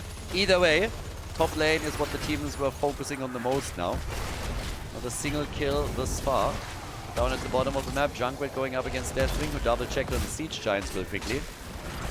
Trying to figure out if he can maybe steal something away there. But yep, they're still going toe to toe, and Itrex has to be careful here. It's also kind of funny for me to see Nano and Deathwing. I really like it. Just Nano's playstyle in general is quite enjoyable. And now the blue team has even the full control of both of the shrines, only for a short period of time, and they can't follow up on it. But it shows the pressure that they're putting the red team under. They are hoping for another one here. They really hope, of course, to claim this and then go for Game 7. Game 7, I believe, as maps, we have Towers of Doom and Garden of Terror still available as possible picks, if I'm not mistaken. Yeah, Johan is able to get out. All the way up at the top, we're still having Thrall very much alone on the lane. Has gone into the Trolling Thunder as his level 1 choice. A lot of quests, of course, slowly progressing. Kelthas with his level 1 Mana Addict is trying to complete this as quickly as he can for the extra survivability and mana management. So ideally you want to be done around level 10 when your opponent has their power spikes, so that when you become the target you have at least a shield that you can rely upon. 12 stacks for Tychus. He's starting to build that up slowly and has to. The early stacks in particular matter the most, so that you can really build on it and the extra duration that you get with it. With level 7 we get the Intercession for White Mane. Grenade build continues, also Ancestral Wrath, and more Death Coil builds from Arthas for the added survivability. Still with the Howling Blast spec on level 1. With Kelthas we're now getting Burned Flesh and the top lane control. Not really a kill every game. I think we might see the first one now as they're going for Junkrat at the bottom of the map, and Ixrax can try and jump away as much as possible, but eventually he's gonna fall. So Ixrax is the first victim in this game. First blood for Team Sven. Good start, but well, in the meantime, what are we now getting in regards to the objective? Are they able to build onto this a little bit more? We now have a slight lead in experience, nothing too crazy, nothing too fancy. Talk about fancy. BananaH is certainly not riding a fancy mount here. If he just had a unique or epic mount, something epic and unique, that would be amazing. But apparently, it's the pleb horse. Only the pleb horse that he gets here. Deathwing in the meantime going into Skyfall and also Infernus over here. Just trying to burn everything to a crisp here, going full terror on all of that. With one big fire breath after another. Kelthas is now sitting on 13 stacks. Yeah, nice done also. Oh my god, that was actually way more of a follow-up than I expected. I really thought that there was just nothing to worry about for Junkrat, and a second later he loses 50% of his hit points in a flash. Arthur's now up at the top. Mace is skirting around here. We have 20 stacks for Tychus. Again, keep him in mind. If he gets good rotations through with his minigun, he's going to do tons of damage later on in the game, specifically against the 3 frontliners that we're seeing for the blue team. Only a single kill, but there's level 10, and that's a half-level lead that they have, and they're starting to take down hit points at the bottom 4 here. Slowly, one at a time. But, yep, there we go. We got, of course, Nano Boost, and missed opportunity! No Pyro! Phoenix instead. Yeah, the Nano Boost and Pyroblast would have been quite some fun. Would have been the best choice? Yeah, probably not. Would I have liked to see it? Hell yeah. In this case, Sundering as the red team locks in their level 10 abilities for Thrall, Riptire of course, and we get the army. Army of the Dead for Arthas. Starting to chase a little bit. He could start invade this down here too. Phoenix gets moved out very quickly, and yeah, a little bit of damage done. Not even any damage, actually taking the Riptire down. Quest is completed. Nice timing for Kelthas. He's going to be really happy about that. So Kelthas can now sustain through some of the damage. Talk about sustain. Army gets popped as they're trying to go for Nano here.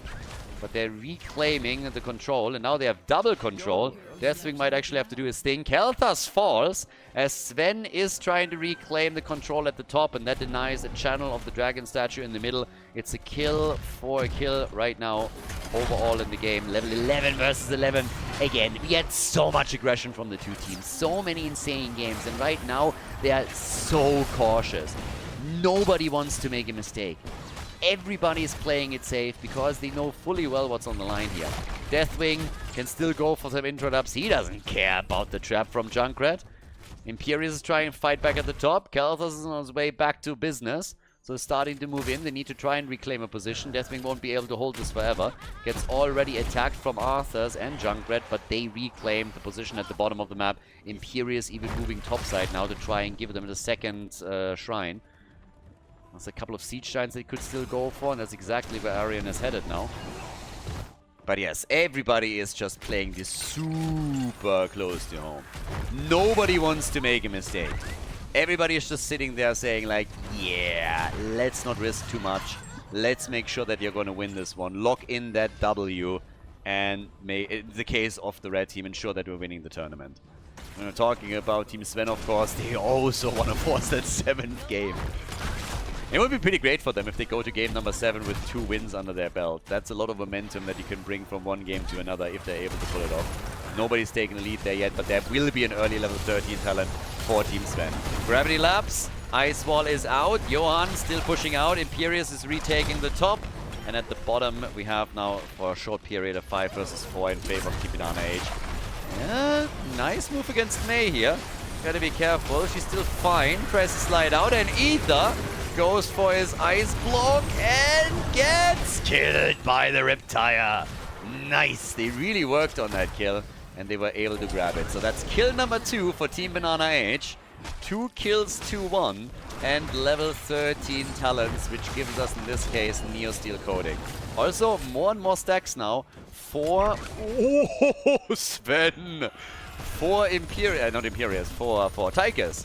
33 stacks for him. Slowly starting to increase that minigun duration. Trying to retake here. That's 3 heroes against them. Thrall moves towards the top to take it. Yeah, I mean, at this point you gotta say, it seems like Team BananaH might be just a little bit more impactful with their playstyle for now. I mean, by no means are they taking a big lead here, but it's something. 21,000 damage for Junkrat. We have 12,000 for Khaldor. Khaldor is actually top damage for Team Sven. So not a lot of big numbers here. Nano moving out, and Tychus is now taking over on the damage numbers. He's really starting to capitalize on minigun durations and the extra damage that he gets with it. So he's on 22,000 himself. And this is honestly the biggest problem that we have for Team Sven. They need to coordinate the damage extremely well in order to get those kills. If they can do that, fantastic, but I think they're losing Imperius now. Sven gets burned down, and that's a quick grenade straight to the face. As Imperius cosplays Bruno Mars, it's another kill, and that is the 3rd one now for Team BananaH. Yeah, the blue team should honestly worry a little bit. Specifically with the damage numbers that are getting pulled by Tychus and also by Junkrat. If they're not able to match it and isolate heroes to get that single target damage going, then they might have a tough time as we're entering the late game. Sleep darts are of course coming out. They're also controlling the map still. They have a couple of moves on this. We're now 10 minutes in. We have still not seen a Dragon Knight. 10, 11 minutes into the game, no Dragon Knight. Nobody a chance here. We're on level 15, nearly 16, and no DK. That's how cautious they're playing. Is nobody wants to give an opportunity to the other team to make the big plays now. Again for Nano, coming in with a few more hits. Ice Wall is out. Riptire, barbecue play, but Nano low. Oh, I nearly died. Yep, that grenade towards the end, if that would have hit them, it would have been destroyed. Deathwing would have turned into Deadwing, and now Imperius at the top has to deal with the camp that already moved through the wall. They're still trying to apply pressure at the bottom as Junkrat is attempting to retake the top shrine to maybe give Thrall. Thrall is actually going to get the Shrine Knight. That's DK right there. Nobody there to interrupt. Ah, Deathwing. Deathwing. All right. I was already wondering why nobody was trying to go for it. But Deathwing making it possible. BananaH at the bottom of the map. 62 stacks on his minigun for now. They have 2 heroes in the middle of the map. Deathwing is the only one attempting to defend here as Thrall is going up against him. Level 16 talents also grant him Alpha Wolf. Not really a nice talent for the melee heroes to go up against at the front line of the blue team. No Dragon Knight taken yet. We're already 12 minutes in. But it feels more and more like Team BananaH is taking control. That's honestly just what it feels like. 18 stacks for Arthas. He's soon going to be done with the Howling Blast quest. But yes, the blue team is just starting to fall back and play more of a defensive one. The pressure is mostly being applied from their opponents. Very good damage against Junkrat. He nearly died. Arthas, they're trying to follow up on this too. Mei is moving in and attempting to control him as Deathwing moves towards the top, up towards the fort, trying to escape here too. Nano still could go for interrupts, but it's a spicy one. Game number 6, and nobody is willing to take any massive risks. Not thus far at least, but it could flip on a dime. You win one fight, you take a Dragon Knight, and all of a sudden they can make big plays. Can go for a fort, maybe a little bit further than that. Damage down at the bottom of the map now. Thrall about to move in. Up from the top, there's Tychus trying to flank in. Maybe a little bit too aggressive. They go for Junkrat, and Itrax is gone. Ether eats some damage from the fort, but that's the kill that Team Sven needed. Now they have a 5 versus 4. Is that the chance to get a Dragonite? They pop Odin. BananaH pops his ult. They're trying to defend the bottom fort as best as they can and push the opponent back here. 5 versus 4, 13 minutes in. Nobody moving towards the top lane to claim another shrine. They want that fort at the bottom of the map, and it's looking more and more likely that they're going to get it. Junkrat down for another 20 seconds. That's a long time at this point. Damage output, that's a different story. 39,000 for Tigers, 30,000 for Arthurs, 30,000 for Junkrat, 27,000 for Thrall. But does it matter if you lose the heroes? Arthas is gone. Ether, he might fall, and no, they get Whitemane. It's 3 kills in a row for Team Sven. 3 kills in a row. Are we really going to game number 7? They're coming in with a push towards the top now as Imperius rotates over. There's the chance right now to maybe get their DK. The fort at the bottom map is already gone. And boy, this is getting spicy. With a 1 level lead, there's the opportunity now to try and snowball the game. Deathwing with a channel. That's actually kind of funny. Dragon turns into a dragon. I actually don't know why, but for some reason I'm looking at Deathwing and I think he shouldn't be able to turn into a Dragonite. I mean, seriously. For some reason I'm looking at this and I'm thinking he should not be able to make that transformation. Deathwing, he is the top of the food chain, so him turning into a Dragonite feels like a downgrade, honestly. He literally shrinks! He's shrinking when he does that. So, yeah. Takes out the fort. That's the second one to fall. They're half a level away from level 20. And it's just like one kick after another. DK is going to burn down here. They got the fort. They're going to be happy with that. We're 15 minutes in. And Thrall with Sundering as they try to go for May. Yeah, that wasn't good enough. Nice little attempt here, but highly unlikely that they can do anything with it. So now we have 46,000 damage. 36,000 for Deathwing. Tigers, the first foremost mentioned. And you can really tell, even with the big damage numbers that the red team is pulling, they just weren't able to get the kills in the right moment. You just couldn't. So now level 20 is going to kick in. It's an entire level that has to be soaked. They might be actually able to pull that off, considering that the next objective has been announced yet, and it's going to take a few seconds. And they're also collapsing onto the top fort as the bottom camp was taken. And since there's nobody there, I think they're going to get this one. This is a free fort.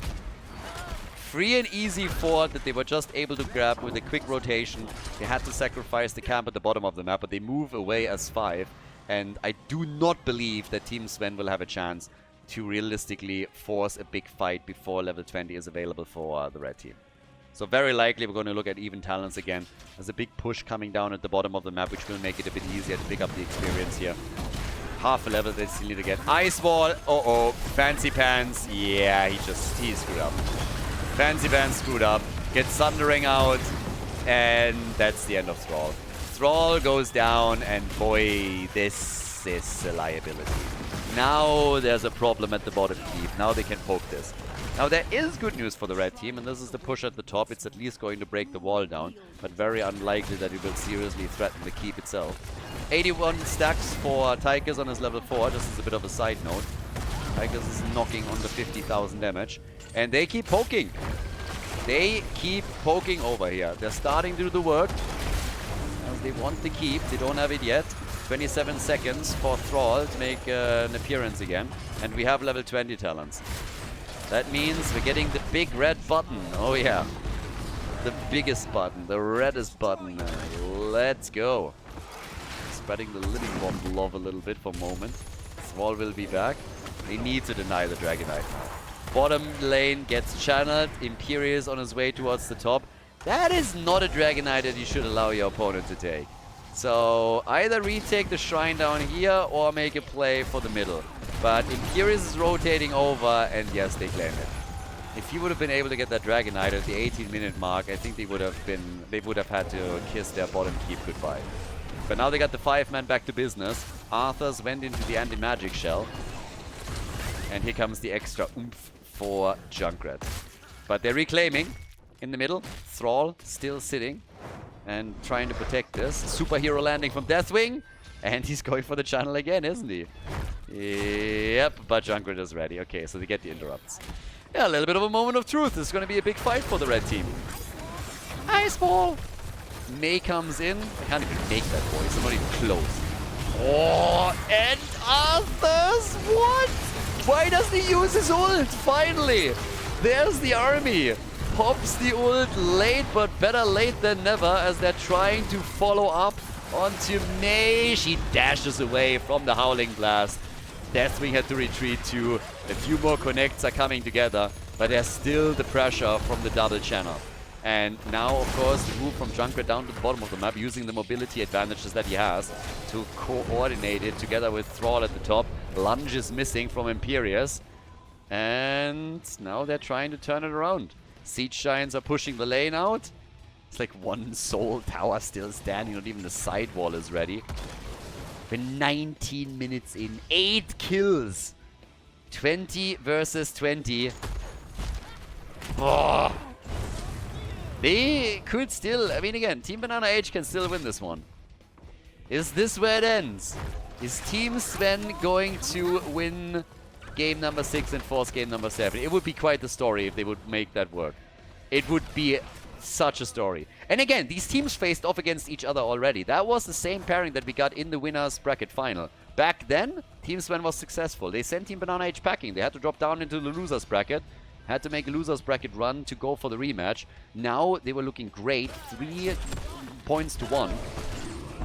But Team Sven is fighting back. Tooth and nail. They didn't give up on the last map, and they're not doing it here. Sundering, Howling Blast, Wolf. They go for Kelthas. Yeah, the nano boost is in. Misses the gravity lapse against Johan on the other hand, but Phoenix was out very quickly. Deathwing with a little bit more fire added to the equation as he's popping that out. Riptire, only a quick connect, but they could not get a kill. They were fighting for it, but they weren't able to lock it in. 51 stacks by now for Kelthas on his Mana Addict. And he is getting the damage out here. I mean, just look at his numbers. He's really catching up to Tychus. He's currently sitting at 59,000, and Tychus is sitting at 63k. Time and time again, they're rotating around the map in the hopes of getting another quick hit, getting that Sundering combo out. Of course, teams now also waiting for their cooldowns to come back. 18 seconds for Sundering. Nice damage here against the fort. Again, slowly, steadily get a couple of attacks and a couple of hits and drop the opponent's outer wall. Still the push at the top. We've already talked about this previously. With the catapult and the remaining camp, there's actually a chance that they're going to take those towers down and then slowly make their way through those camps that they claim topside towards the keep itself. Ice Wall gets dodged. Nice. Deathwing tries to come in, and they walk easily out of harm's way. Level 22 now. Mini Deathwing. Ah, absolutely cute. I would get that plushie. Yeah, catapult at the top is taking the tower down, I guess. So, yep, this wall is gone. Down at the bottom of the map, though, the 5 versus 5 continues. They are so eager to get that kill now. Oh, 22 minutes. We had 1 Dragon Knight in this game. 22 minutes in. Incredible. Sundering, maybe now the kill. Ana is dead. Ana is gone. They try to go for Mei here. Counter kill attempt against Tychus, and they get him. They get him. Kelthas gets the kill, but they don't have a healer anymore. They don't have a healer at this point. They're trying to go for Sven and follow up on him. He's in trouble. He needs his ult. He needs not the ult. He needs the cooldown. They can't get it. Oh, Junkrat. Junkrat with a kill against Imperius. Big plays now. That Ether didn't die is honestly a small miracle. Catapults pushing towards the core now, so somebody will likely stop it, but they want to go for the Dragon Knight, and that's 23 minutes into the game now. Bottom of the map, they go for Deathwing, trying to chunk him down slowly. Arthas is moving towards the middle. Mei moving as expected towards the top lane to ensure that the keep is not taking any damage. But Team BananaH all of a sudden can start to do their thing. With Arthas channeling the DK, they're going for the forts. And at 23 minutes, this thing is hitting like a truck. They're not trying to waste it here. They're slowly moving it past. They're playing it very, very calmly, going for the bottom of the map now, not even wasting time in the middle, and know that the bot lane is so much more important. Here comes the kick against Mei, but they gotta be careful. There's a lot of poke damage coming from Team Sven now, and they're using it well. So that Dragonite is down to 50% roughly before they're even approaching it. Tychus is back, they were waiting for him. So they're hoping to play this full 5 versus 5, and they need at least a fort here. They want this one, even committing to the big red button. It's a 5 versus 5 again. Oh, Fancy Pants gets murdered. Thrall is down, the fort is about to go down, and so is Deathwing. He turns into Deadwing, gets destroyed. Ether again low. They drop their fort. It's a 4 versus 4. Reptire, rip, and they go for Sven, but they cannot kill him. 7 kills, 2-6, and still Odin firing away here. All the forts will be destroyed in just a moment, assuming that they're making a play for the middle. What a game. We're 24 minutes in. Such safe plays from both sides. Nobody wants to make a mistake. It's insane, honestly. What a game. They're moving into the middle. It's a complete opposite from a lot of what we've seen before, where Chaos reigned and kill, chased, kill. But now everybody is playing it slow. Everybody wants to make sure that they're not simply losing the game here. Nobody... Well, Team BananaH doesn't want to go to the next map. Team Sven certainly wants to. But you don't want to int now. You don't want to throw and all of a sudden throw an advantage away, but it has been so close the entire time. 76,000 damage for Tychus, 75,000 for Junkrat, 77,000 for Kelthas. And they take the camps again at the top. They are the only ones that still hold a fort. Structurally, Team Sven has now fallen behind. And at the top, they're just simply collapsing onto the camp. The blue team at the bottom of the map trying to claim another one. And I think they are aware. They're actually just pushing for the keep. They're just going for the keep right now. And this could be a freebie. They got a hearth back. They're doing they're hearthing. But they might be a little bit too late. Look at the damage. They're about to grab it. They move away. They keep nearly for free now as Deathwing comes in full on Scorched Earth. Tries to get the stun against Arthas and does, but they're simply walking away from it. Now, to be fair, if they can stop the hearths, this keep is also exposed. So, yep, they need to defend it, and they do. But now, the bottom keep should be saved by that little play. Shrines are also activating. There must always be a They might be able to sneak this. But will it be you? Somebody needs to safeguard the middle. They can't just simply let everybody defend the bot lane. Team? That's a free Dragonite. Nice. Team Sven capitalizing on the camp they took. Ice Wall. Oh boy, this could be bad. Johan. And he gets out. Oh my god. Whitemane with a level 7 kicking in. But now they gotta defend against the Dragonite, and that is not gonna be easy. Just so you know, the catapult at the top lane, they are likely going to get that keep because of the catapult.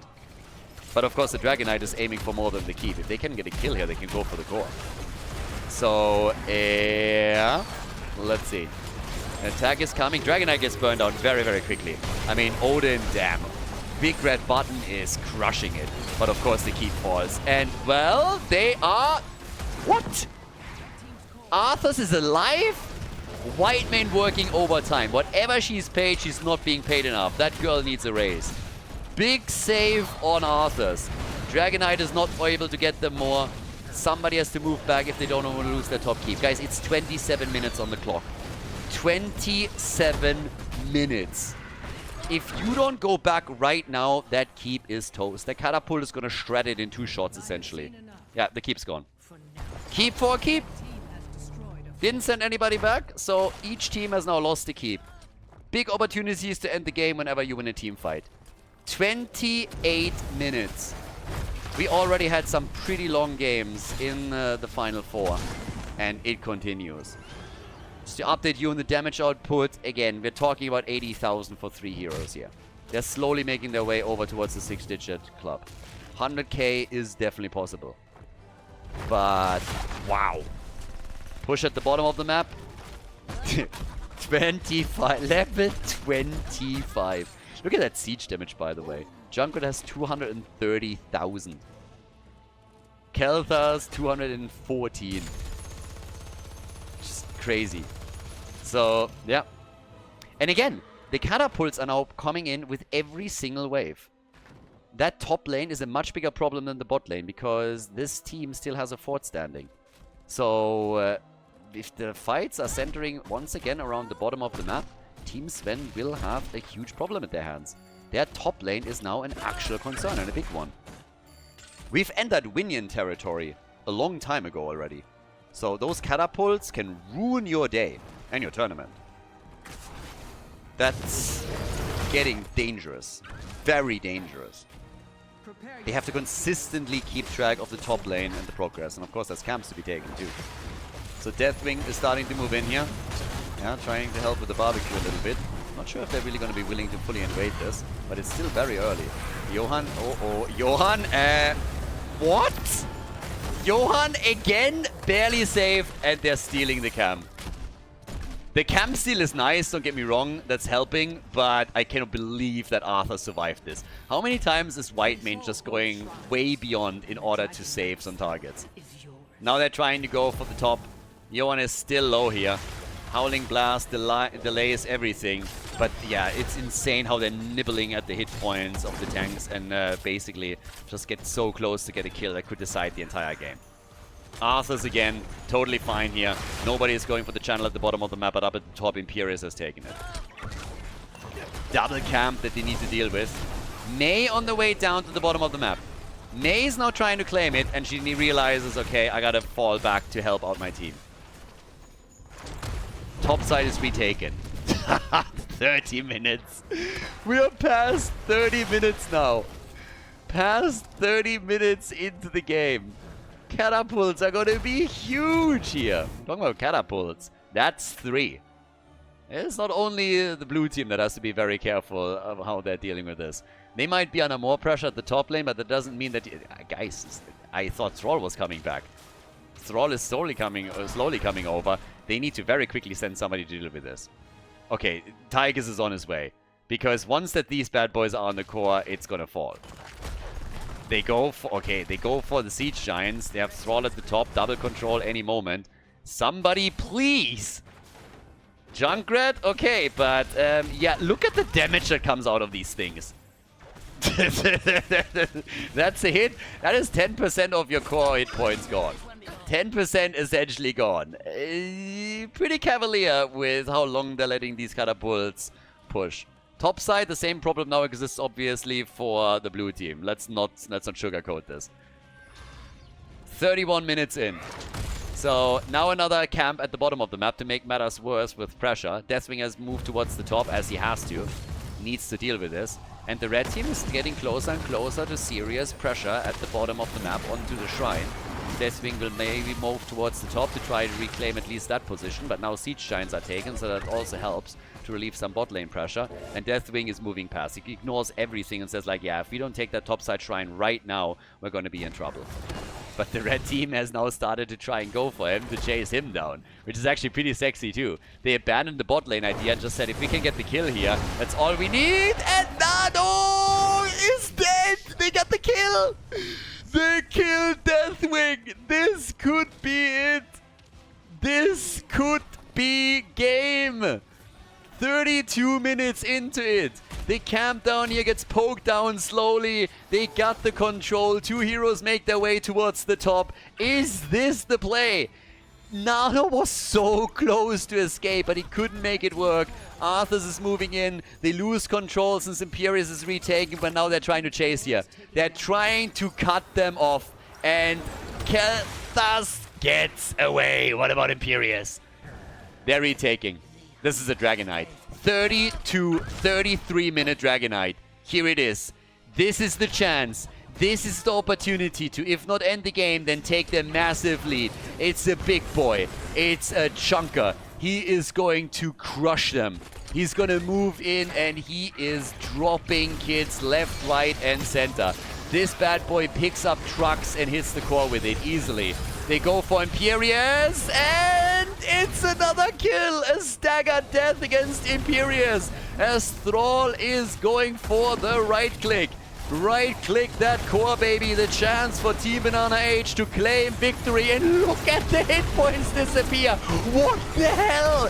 Insane! BananaH with a win. They crown themselves the champion of Banshee Cup season number 2 as they take down Team Sven with a 4-2 victory on Dragonshire. GG! Well played and congratulations!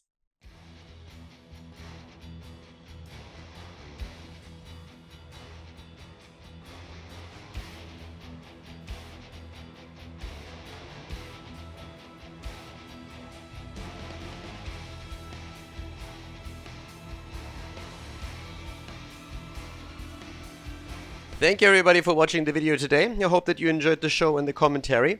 And keep in mind that the spoiler protection that is going to run for the rest of the video is made possible by all the support on patreon.com.